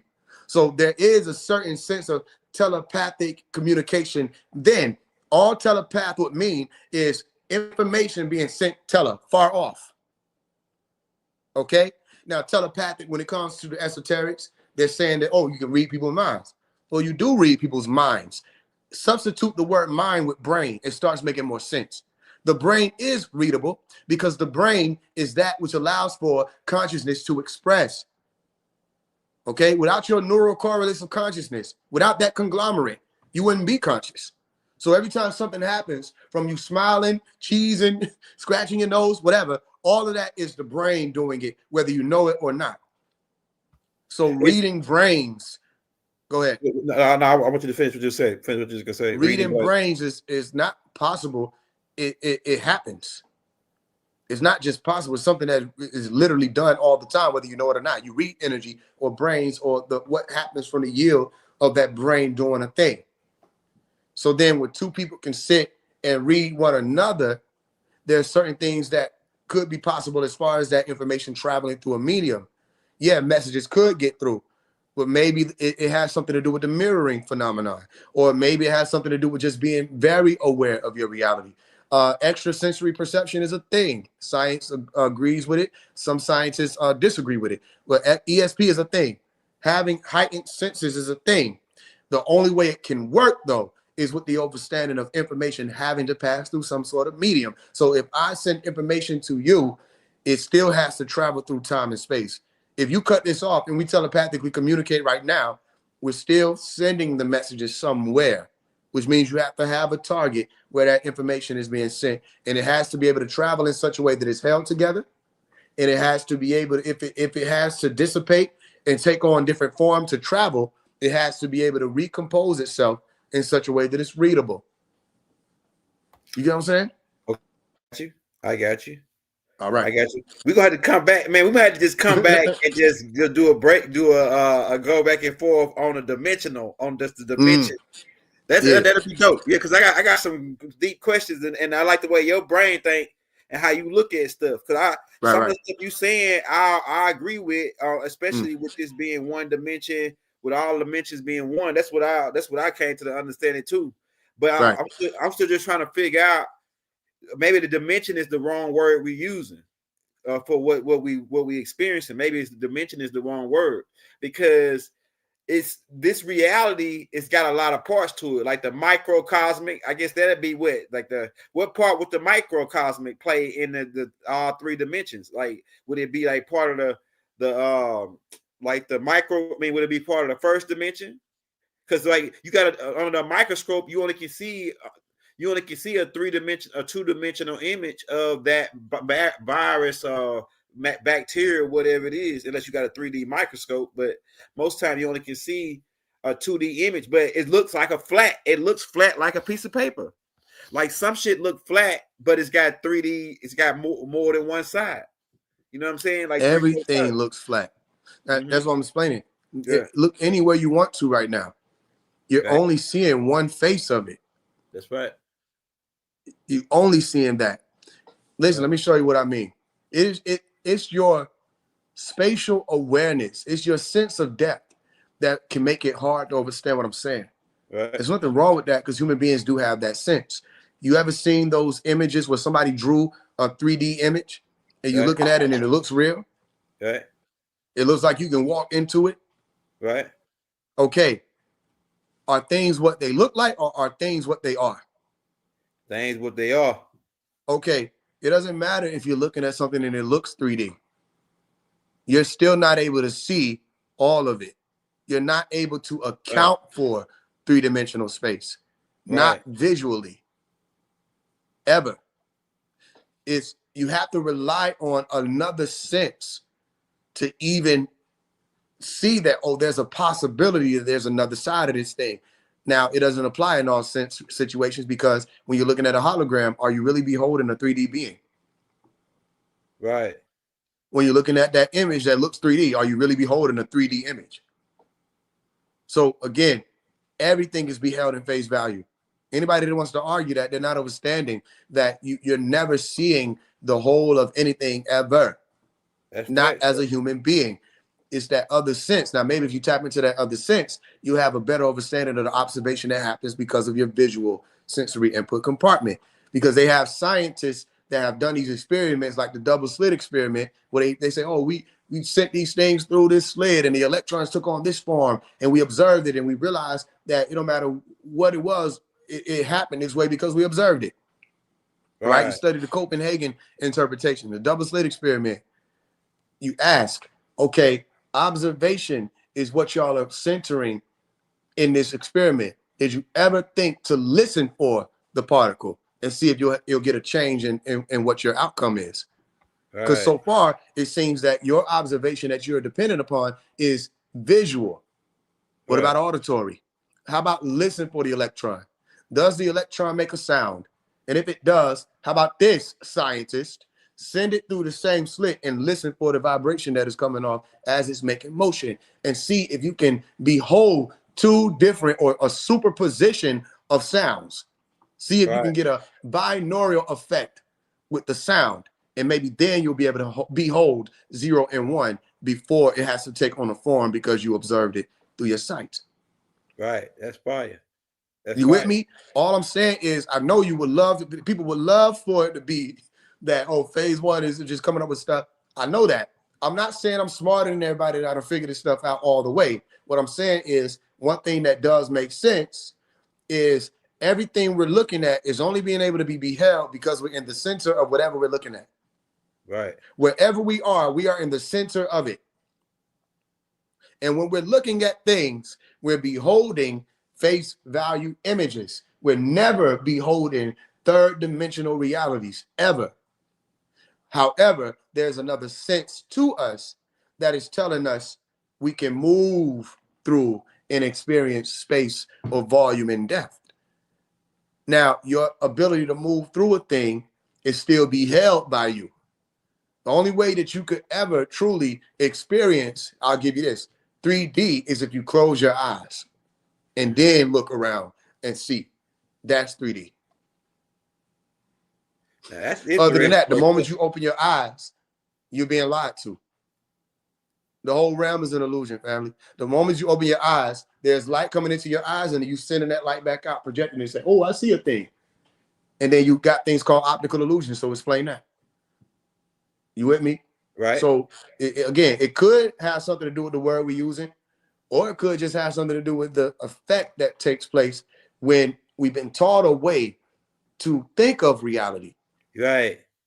We haven't actually discovered for ourselves or uncovered for ourselves whether or not that way actually applies to what we call reality. That's facts. That's why you ask questions. Man, we're gonna have to come back and do one just on this reality. Like that'll be fine. Just talk about this reality. Now we're gonna take this last question. We already out of time. But we'll take this last question for the people that did the super chat. This is for Roy. It says, Faise, I think I heard you say we're in the 9th year. What does that mean? The 9th year. What does that mean? We're in a 9 year. The 9 year. It don't even got to be that deep. Simply, it's 2 + 2 + 5 = 9. That's as simple as you get it. To express it further, it's the same way I answered the brother Young Elder's question. It was a good question about what it is that's going to happen this year. And notice I went more into what are you going to do this year, right? What hand will you have in what happens? Are you big enough? If you're really the guys of the planet, when are you going to start affecting what happens here? I'm going to tell you this. I affect what's happening here. And I acknowledge my responsibility to have an effect in what's happening here. I'm not the only one. When I wrote the How to Speak Elite book, I put it in there and said, yeah, I'm elite. I'm one of the elite. Are you? I see all of y'all as elite. Whether or not you activate as elite is a whole other thing. Elite, elect, chosen, all that goes hand in hand. So the 9 is speaking about the ability to walk upright and have your crown active. 9 is about making boss moves. 9 is about activating as those prophets, those who speak before things occur. And don't just accept the prophecy aspect to be, oh, there's a thing coming, you can see it, so you speak it. And people say, oh, you were right about the thing that was coming. Also accept the aspect, or at least respect the aspect that says you can grab the pen and you write things into existence. You write things into being, okay? You say, woo nuwapu. Woo takes you back to the ancient Egyptian word to say to be. It's like kawun. Be nuwapu. Be nuwapian. Dr. Malachi had a teaching in the ancient mystic order of Melchizedek where there was a meditation where he said, I'm here. I incarnate to bring you back to the divine insight, right? And in that same teaching, he was explaining to people, when you meet that force of the El Qadir, the green light, you're saying, I want to be you. I want to be you. You're no longer just seeing the green light as something separate from yourself. You're saying, I want to be that green light. You become it. So you're a being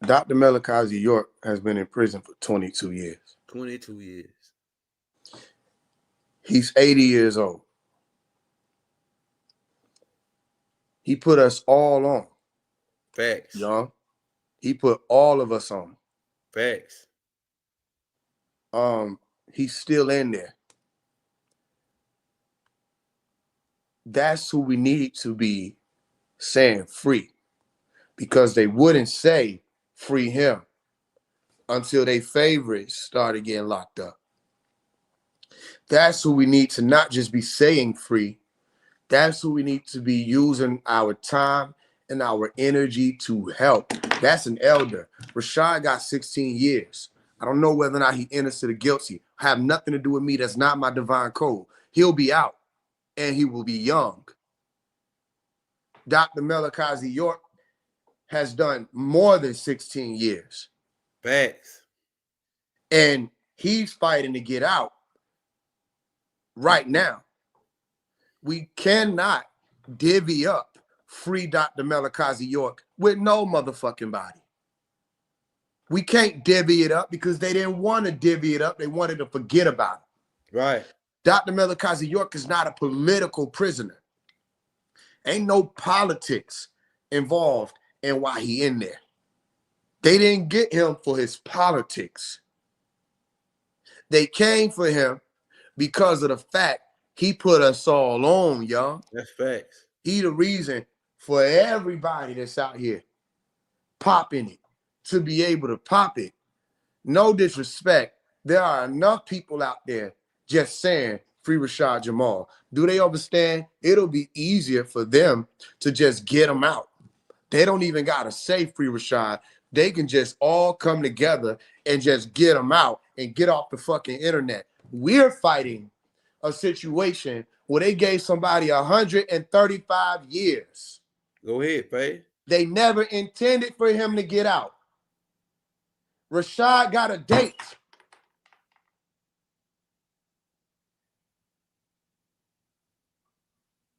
He has a date. That's true. We've been looking at this community of people glorify and uplift everybody else. They don't say free Dr. Malachi York unless they listen him and Matulu and Larry Hoover and all these other people. He can't ever be said by himself. The reason why I'm saying this is because I'm so up close on it. Young, you watch me. I spent all 2024 talking to all the people who closest to Dr. Malachi York. Right. Saying, yo, I'm going to go over here and talk to this person. I'm going to go over here and talk. I'm getting drained every day. Yep. Some people were around me to witness it, fam. Hours on the phone every day trying to see who can I get to just focus on him. Everybody got personal stuff going on. Everybody got this, that, and the third. We, listen, to all the people who Rashad will get out, they already gave him a date. He got a chance of getting out before them 16 years. He can fight for an appeal. He fighting one situation. Dr. Malachi York is at war with a 135-year sentence. They knew what they were doing. Right. So no disrespect to whoever the people is associated with whatever that is. Don't bring it over here. It's the same reason why I said, why the fuck would I scream free Rashad Jamal? He wasn't screaming out free Doc. If Rashad Jamal would have focused his followers and his efforts on the freedom fight of an elder that put everybody in the community on, I would have nothing to say. So I wouldn't have had to been out here by myself to fight for one of ours to get out. How you a freedom fighter, but you abandon the one who put you on? Right. How you a freedom fighter, but you abandon the one who gave us anything to talk about? That's why everybody got stuff to talk about that makes them different. He gave everybody a market that made them so much money, and they didn't have to care about what it was really about. They just wanted the money. Right. He did this. So if we're going to say free somebody young, I'm letting you know right now, it's going to be Dr. Malachi York L. And we're going to put our efforts into getting him out. If they want to scream free Rashad Jamal, they can go to whatever the corner of the universe he created to scream it. Hey, that's facts. Not over here. That's how we got to run this, because they tried to shadow him out. They tried to push him back. Rashad like, oh, free Dr. York, free Matulu. You'll never hear him again. You never. What you mean you never hear him again? Y'all ain't advanced enough to know about Dr. York. That's a whole nother level. Yet you can siphon from him and pull from him and attempt to destiny swap. And now we show up and it's like, what? That's facts. It's not. We listen. I just want to make sure we clear. Dr. Malachi York, we got to get him out. He's 80. They abusing him in there. They torturing Pop in there. Pop, words that, yo, man, you know they mistreated me in here. You know, I fainted again. They left me in there for 5 days. Nobody came and checked on me. You know they're not giving me my medicine. They're not, And he's still getting up, having to deal with all these devils that he know is devils. He know they devils. He still got to deal with them lying to him. Oh, we coming for you, Baba. They have no intention of getting him out. Facts. You think I got time to divvy this shit up with a nigga who would go as far as disrespecting Pops just because he got an issue with me? Right. All in the same breath trying to say, oh, I'm doing this for Dr. York and Bobby Hemmett. But then trying to pull up the plead guilty thing as if that meant that Pops was guilty. Right. If y'all want to say free Rashad, y'all gonna say that shit by yourself. We need to focus our attention on getting our elder out of there. After that, we can talk about all these other people in their situations that don't got nothing to do with what's going on this planet. I had to say this because people will try to use this, oh, it's our brothers, they helped us, da, da, da, da. They try to use that to stray away from the point that before Rashad Jamal went in, they didn't even want to acknowledge that he's still going through that right now, Dr. Malachi York. Right. They didn't want to acknowledge it. They talked about it like Pop was gone. He's still here. They talked about it like the story over with. So why the fuck I'm a screen free Rashad Jamal for? He was saying like it was done. He would tell the people he was a new and updated version who was going to reach the youth. Did you ever see Rashad Jamal do a free Dr. Malachi York campaign? Nope. Did you ever see him put the Nubians on the platform so they could all speak and fight for days on end about how to get him out? Nope. Any money raised saying, yo, we got to get this lawyer for Dr. Malachi York. They did him wrong. They lied on him. They trumped up his charges. Nope. To me, he didn't even shout him out like that. To me, of course, that's my point. And if Farrakhan, the minister, don't get it passed, why the fuck should Rashad get one? Yeah, please explain this to me. I'm not who they think I am. I'm who I am. I ain't give Farrakhan a pass. Hell, I'm gonna give Rashad a pass for. Y'all know what y'all did. You just didn't expect a Faise One to happen. Y'all know what y'all did. Y'all intended to leave him because while he's out, he holding you accountable. While he's out, you can't claim to be no master. You gotta really be it. Facts. When he out, you can't claim we build and we master builders, 19 fees. You can't claim that because you got to actually show what you built then. No, I'm telling you that. It ain't going like that. 2025, we on every platform we can to help Dr. Malachi York's situation get attention. They done tried to shadow that out for too long. They put Rashad Jamal, the rest of these people out there every fucking day. Everybody running from Pops. Fuck that conscious community. If they don't want to help Dr. Malachi York and you want to act like, oh, it's just information, anybody could teach it, well, then fuck you then. We don't got nothing to do with you. I'm not here to talk to you and don't give a damn if you like what I'm saying.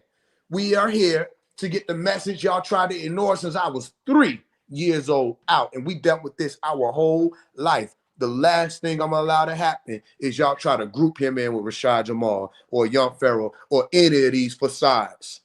It's not gonna happen. Then once we get him home, y'all can say whatever y'all want to say. I don't got nothing to do with that no way. Because if you know, you know. When he come home, I don't want nothing to do with what y'all got going on. So, Nick, no, free Dr. Malachi York. That's right. Yeah. Pops, I know you here. We gonna get you home.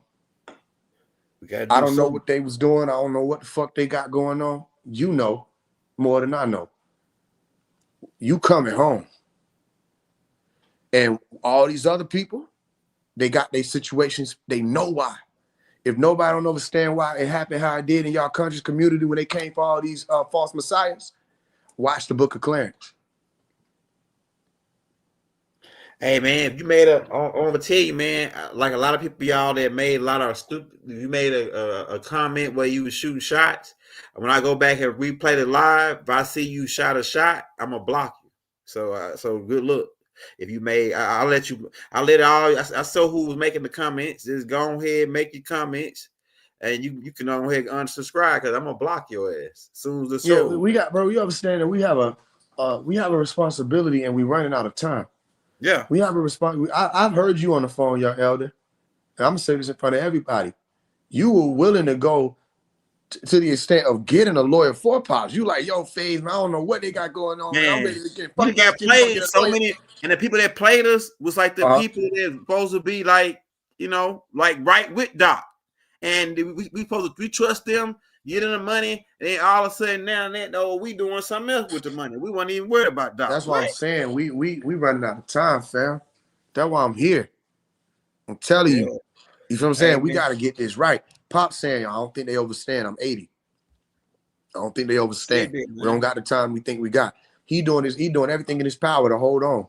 And I'm saying, Pop, just hold on. I get it.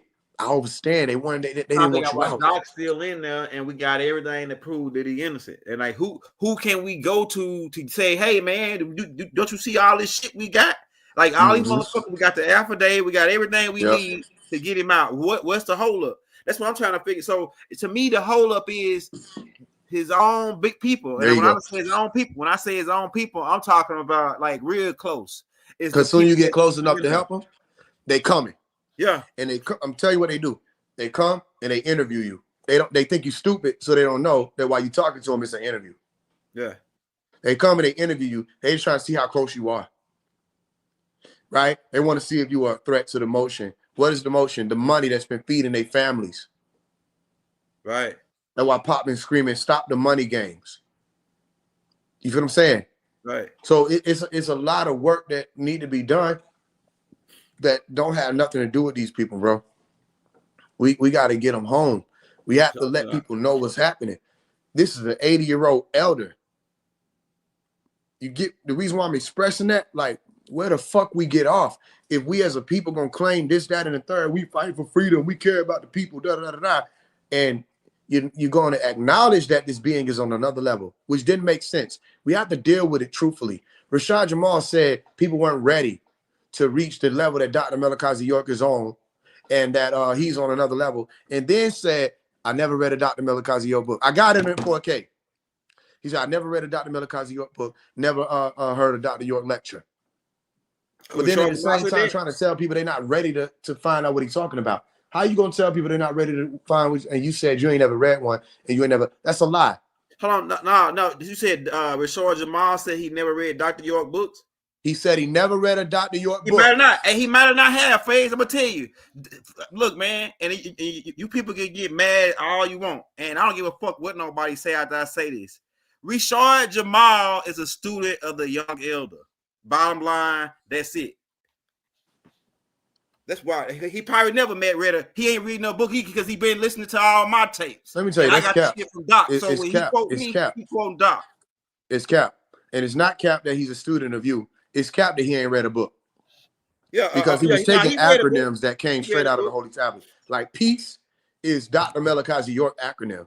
It's so simple, like looking at how they'll take something so simple like that. And you think, damn, you thought nobody was gonna recognize it. I wish you thought nobody was gonna recognize not ether.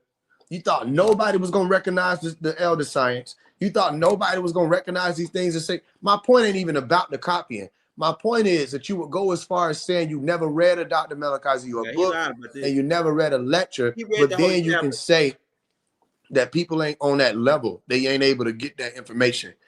This is a liar. And we got people following a liar. We got people following an outright disrespectful ass individual when it comes to women, right?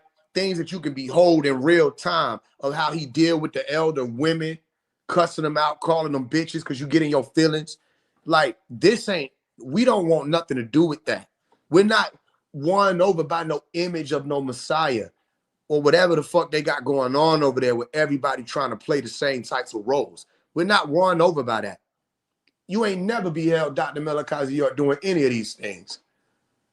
So my point is, if we're going to push for somebody to come home, 2025, it is Dr. Malachi York, and that's it. We're not sharing that statement with anybody else. After he come home, talk to us, and we'll look into whatever it is you're talking about. We're not sharing free Dr. Malachi York L with anybody. If you want to scream it by yourself. If you want to say, oh, this is division, go be divided then by yourself.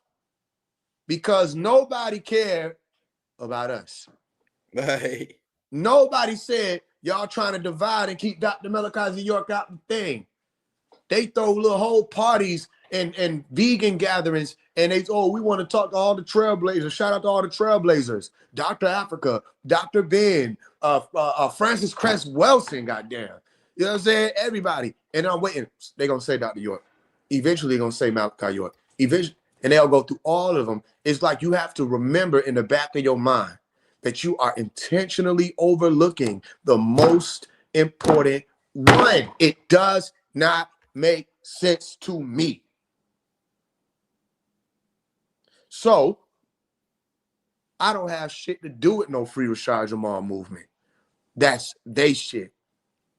We're here for Dr. Malachi York and Dr. Malachi York only. Do I have the right to do that, young? Right. Okay, well then they got the right to free Rashad Jamal. Right. They got the right to fight for him. You know? Fine. Okay, do that over there. Because we tried to get Rashad Jamal, the rest of the people to help us with Pops, because they were garnering these followings and they ignored us. And now, look at all these people who done seen. Do you really think the conscious community doesn't know who Faise One is?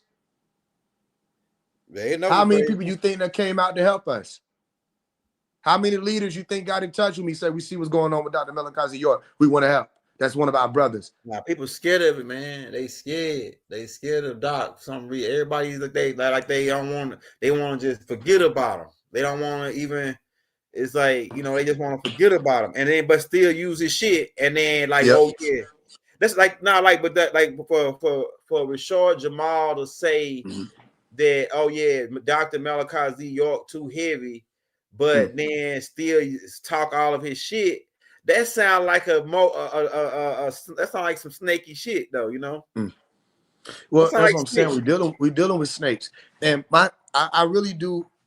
I abhor the fact that we have to even deal with a Rashad Jamal as if this is a master teacher because of all of this illusion that takes place because of the internet. They don't have the works. And then you're trying to convince me these people are in the same boat. And I'm telling you, they both not even in the same ocean. And then the one we talking about got a fleet of boats. And he built them and he owned the factories they get built at. Right. And this person got a canoe and you trying to tell me it's the same situation. I don't understand it. Wow. Again, somebody innocent, I don't want nobody in prison. Then do some shit. Whatever the situation is. I don't know innocent or guilty. Never claimed that. Never claimed that with Brother Polite. None of these people. What I'm saying is they set this shit up. These government officials set this shit up. These conscious community informants and infiltrators set this shit up in some way to make it look like this, which is the conscious community, is a movement of sexual deviation. It's a movement of sexual perversions. It's a movement of abusive men when it comes to women. It's a movement of sex parties and sensuality. This is what I'm saying.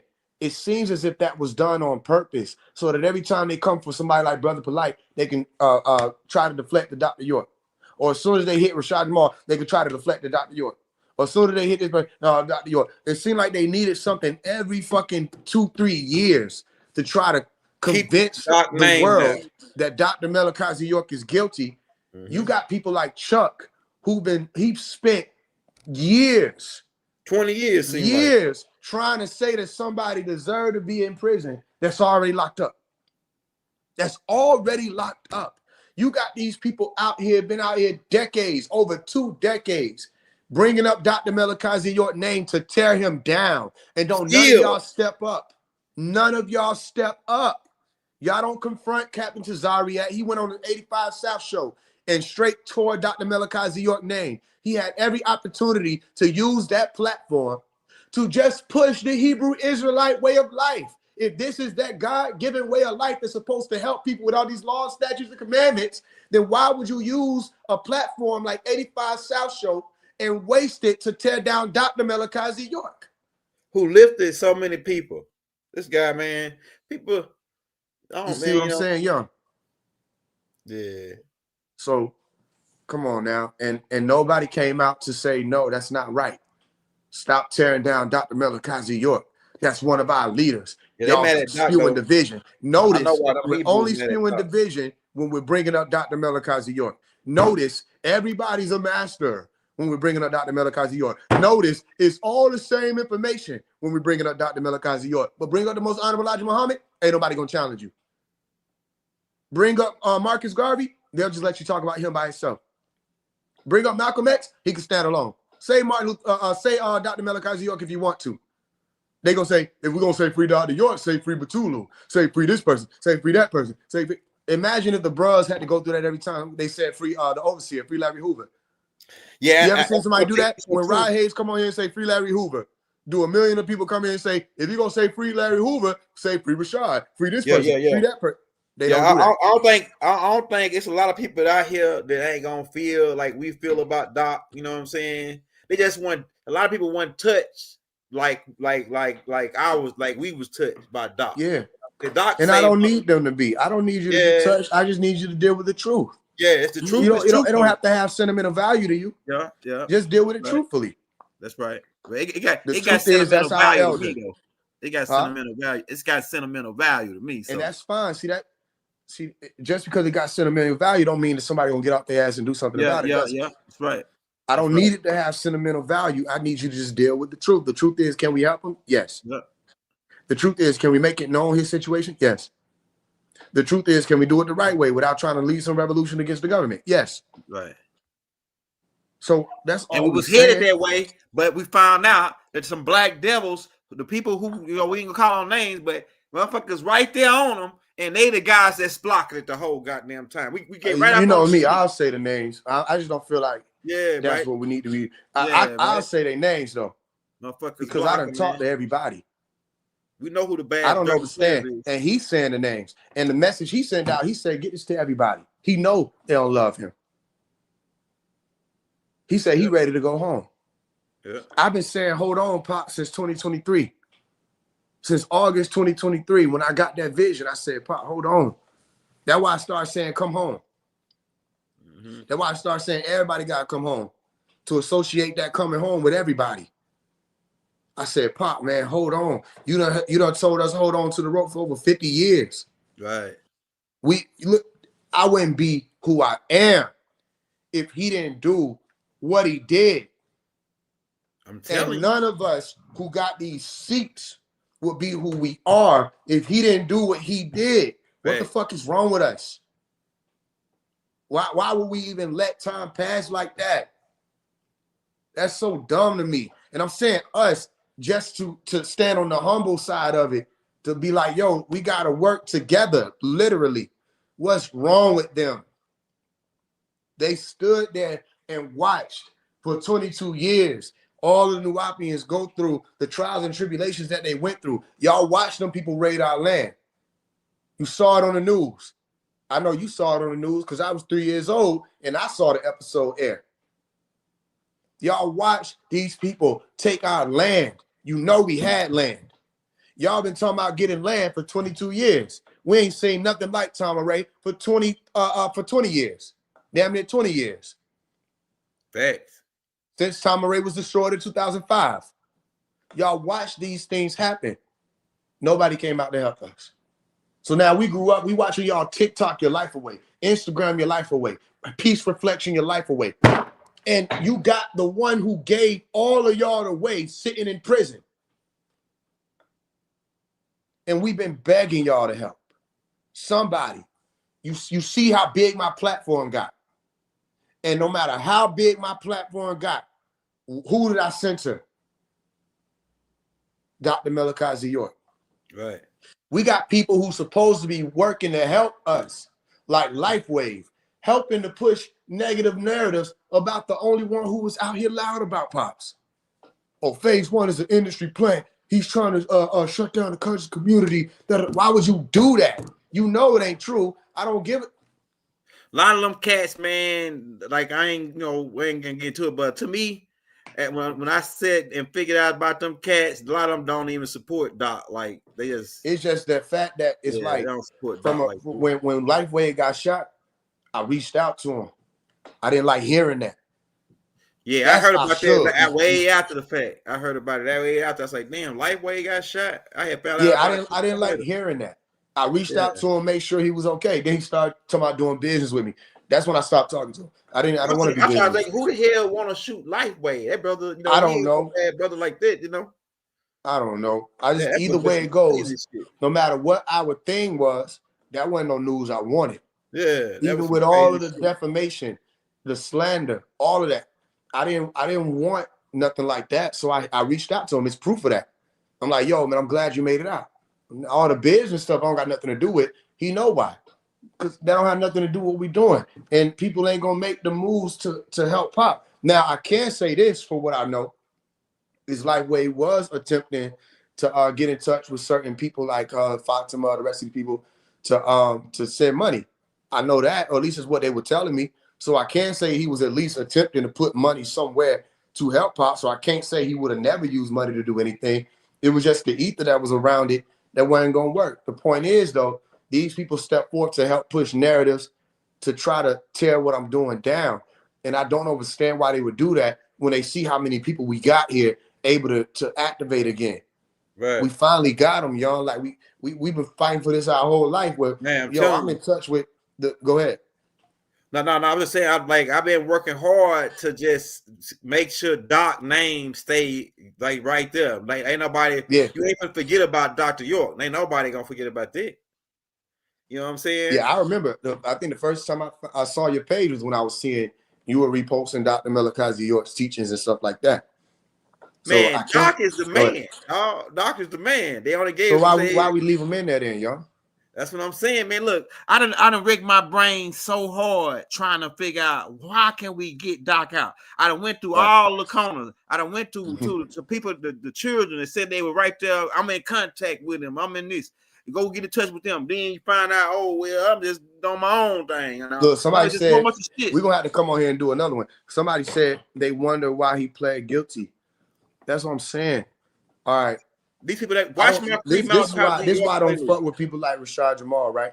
Because he tried to use that to say that, and he pled guilty. Like, yo, pleading guilty never meant you were guilty. Let's start there. It never meant that. Please research what pleading guilty is. It doesn't mean you're guilty, ever. I pled guilty at 13 years old, literally.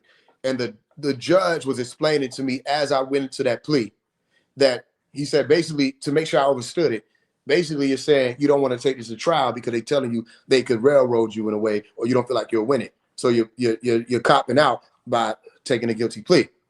Not saying that you did it. It's just saying that you're going this route to handle it. This is me at 13. So if I understand a guilty plea at 13, how are these grown-ups trying to act like now they don't know what it is? But Doc didn't It even never take meant a you were guilty guilty. plea to not go to trial. Doc took the guilty plea because they were torturing him. And not just, that's why my point was to show people what the guilty plea is for. Yeah. Dr. Malachi York took the guilty plea without even having the time to read over it, for one. He explained this. You know, Dr. Malachi York has a voice. He says words. I know people don't know that. Yeah, I got the whole tapes on my page. We're gonna have to come on here. This is what we're gonna be on this year. Right? He said, I never even got a chance to read the plea. But he said, I'm going through all of these harsh conditions. I'm not being allowed to sleep. I'm being denied sleep. I'm sleeping in the cell with rats in there. They denied me my medication. He was talking about his wife. He said his wife had a brain disease or a life-threatening disease that if she's not getting her medication, she could die. And they were telling him that his people, his wife, children, rescue people who were going through these situations were in these same scenarios and conditions that he was in. Mm-hmm. So he was literally being coerced into a plea, saying, "Oh, if you don't sign this plea, they're gonna stay in prison. They're gonna stay locked up." Yeah. And he was like, all these people are going through this because of me. They just want me.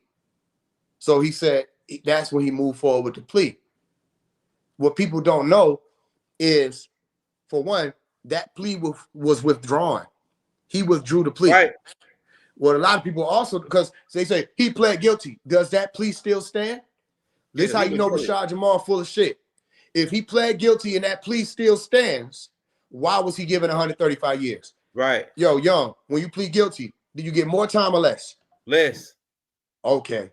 So please help me understand. You take it to trial, they try to throw you under the jail, which is what they did to Doc. Okay. So how the fuck you plead guilty and get 135 years? Please show me how this makes sense to even a dummy, right? Because a dummy would be like, he pled guilty. I'm just saying. What the fuck does that mean? You're trying to insinuate his guilt. Right. You're not even allowing for the presumption of innocence to remain. You're doing what the news media did. You understand? I'm explaining to you. So watch this. How many years would they have been offering Dr. Malachi York for him to look through the paperwork and be like, oh shit, if I go to trial, they're gonna give me all these years. Let me take this plea deal so I can get 135. Like Big Meech took 30 instead of getting life. Okay, you understand what I just said to you? Yeah. 135 years. What amount of years would you have had to be facing that you was like, I'm gonna take 135? Yeah, right. Yeah, he was okay, at 1,000. I was looking for you. I was looking for you. I was like, where you at? Okay, that's what I'm saying. You would have had to been facing like 1,000 some odd years where you'd be like, man, shit, I can't do that much time. I'll do the 135. These people are fucking idiots. And they've been idioting all over the internet since, just dropping goo of idiocy since like I was 3, since Blog Talk Radio, just idioting with one another, idiot bonding. And it doesn't make sense, but y'all are trying to make it make sense, which is why y'all trying to block certain people like us who understand the case from speaking. Because then we like, excuse me, that don't make sense. 135 years from a guilty plea, tell me where it happens. Then he didn't, what was the fucking point of him? They say, we're going to give you 135 years if you plead guilty. You're like, you got a deal. That don't make no fucking sense. That's stupid. He fought it all the way. And he's still fighting. So, no, he made the move to get his family out. Then he withdrew that plea. Y'all don't understand who we're talking about. He got his family out of danger. Then withdrew the plea and fought it. And they kept the trial and the case private. And he said, yo, I want my case public. I want this trial public. And they denied him over and over. And he was saying this, his words, saying, if I'm this bad person, this evil person, I think all this stuff holds up. Why am I trying to make my case public then? Why do I want all? He said, you know, the public loves that. He said, there's a lot of sex in this case, a lot of deviation in this case, a lot of stuff that they bring with these allegations. The public loves sex and all this other type of stuff anyway. He said, if I'm this bad person, why am I trying to make my case public? And why are they trying to hide it and keep it private? Right. They don't understand what they're talking about. So I know for the person who asked questions, you maybe don't understand. Look into what a guilt. You know, it's free to do this stuff. I don't know who conditioned people to not to research. or not to look into things and just believe what the fuck somebody say. Right. They use trigger words. It's how they've been doing it. They use trigger words. They use, oh, child this. That's not what he's in there for. He's in there they weren't able to put that on him. They had to drop that whole thing in the state case and then recreate a federal case to take it to a higher level because they were getting their ass whooped in the state. That's right. They RICO'd. So then they said, well, we can't say you was doing something to children. However, we can say you were transporting minors across state lines and you had intention to do some shit, and then you fuck up there because he didn't transport none of them damn children. They were coming down with their mama, their auntie, and them, and it wasn't no one little trip. People were coming down to live on Tamaray, our land. And then the children, some of the children they were talking about was his biological children. You know what they did too? They didn't even get him for that. They didn't even get him for that because they really ain't have no proof of that. What they got him for is they said, "Oh, this one is a part of he a Nubian, and he doing hot chicks, or he doing this, and therefore, since he a Nubian and you the leader, so that means that he doing it in the name of you. So that means you're guilty for his crimes. You guilty for that's kind of like you the kingpin, you the boss, you the mob boss of this criminal organization, and so you got to go down." So then, here's what I'm trying to figure out. My mama didn't go to jail. Right. My dad didn't go to jail. You know Bodie. Yep. He didn't go to jail. My aunt Tara, Donna Corleone didn't go to jail. Right. My godfather didn't go to jail, Emmanuel. My grandfather Hanif didn't go to jail. Sniferu didn't go to jail. Cayuse didn't go to jail. Cayuse didn't go to jail. My stepfather didn't go to jail. Ghazi didn't go to jail. Matu didn't go to jail. Okay, how's the RICO?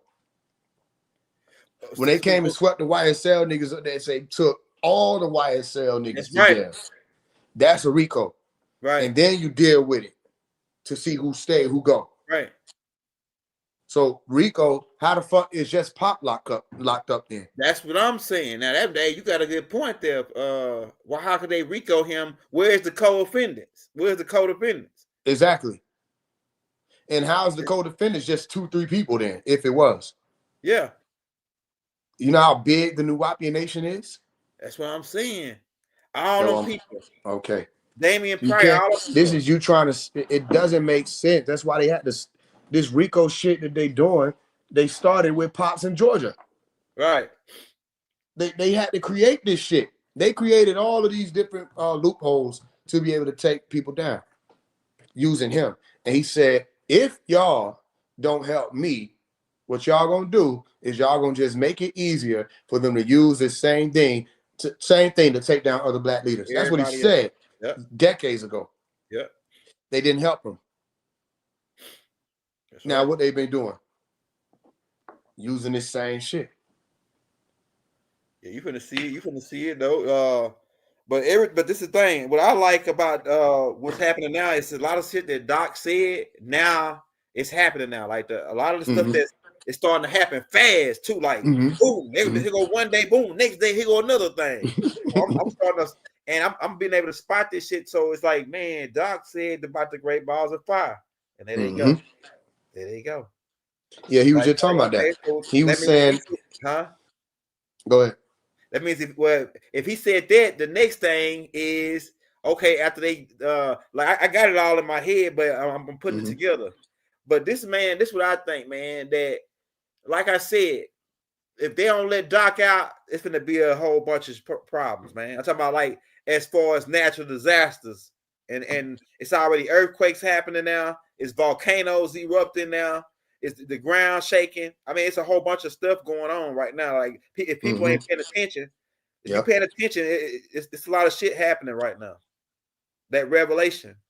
And so I gotta give it to get off, man, because these people. I know, we went way over. I just wanted to make sure that was clear that we definitely on Free Dr. Malachi York. That's right. Again, no disrespect to what y'all got going on with Rashad and the rest of the people. That's fine. They didn't want to help, get popped out. And like I said with Farrakhan and the rest of them, just saying he innocent ain't enough. Just saying Free Dr. York ain't enough. There's a whole motion. So nobody's off. We have to deal with the fact that they abandoned Dr. Malachi York, and we're not going to do the same. We're going to help them. So shout out to everybody who came through.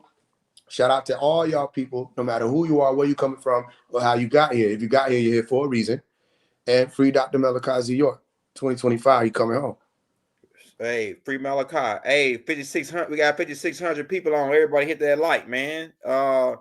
Hey, we might just come back too and just do one on just talking about how we can get Doc out. You know what I'm saying? Mm-hmm. And then I got some other stuff to go along with that class, like paperwork and things that I can show, and little like AI stuff that I'm working on right now. I'm still in the process of working on like AI and all the shit off of that Nubian fact. Yeah, you've been doing a great job, bro. Yeah, I'm AI and that, the NubianFact.com, all the shit that they said, all the facts and everything about the evidence. So I'm gonna I'm copying all that. I'm gonna let my AI do an analysis on all the stuff that they did wrong and how can we get them out? How can we get them out based on what we got? So yeah.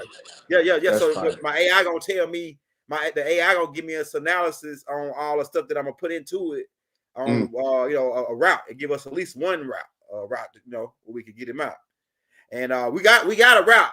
Me and your daddy, we had already said, we got our last move. We ain't gonna say it on TV, but we got our last move. Shit, when the lights go out, yeah, well, we getting everybody together. That's what I'm working on now. We gotta get everybody together. That's what I'm saying.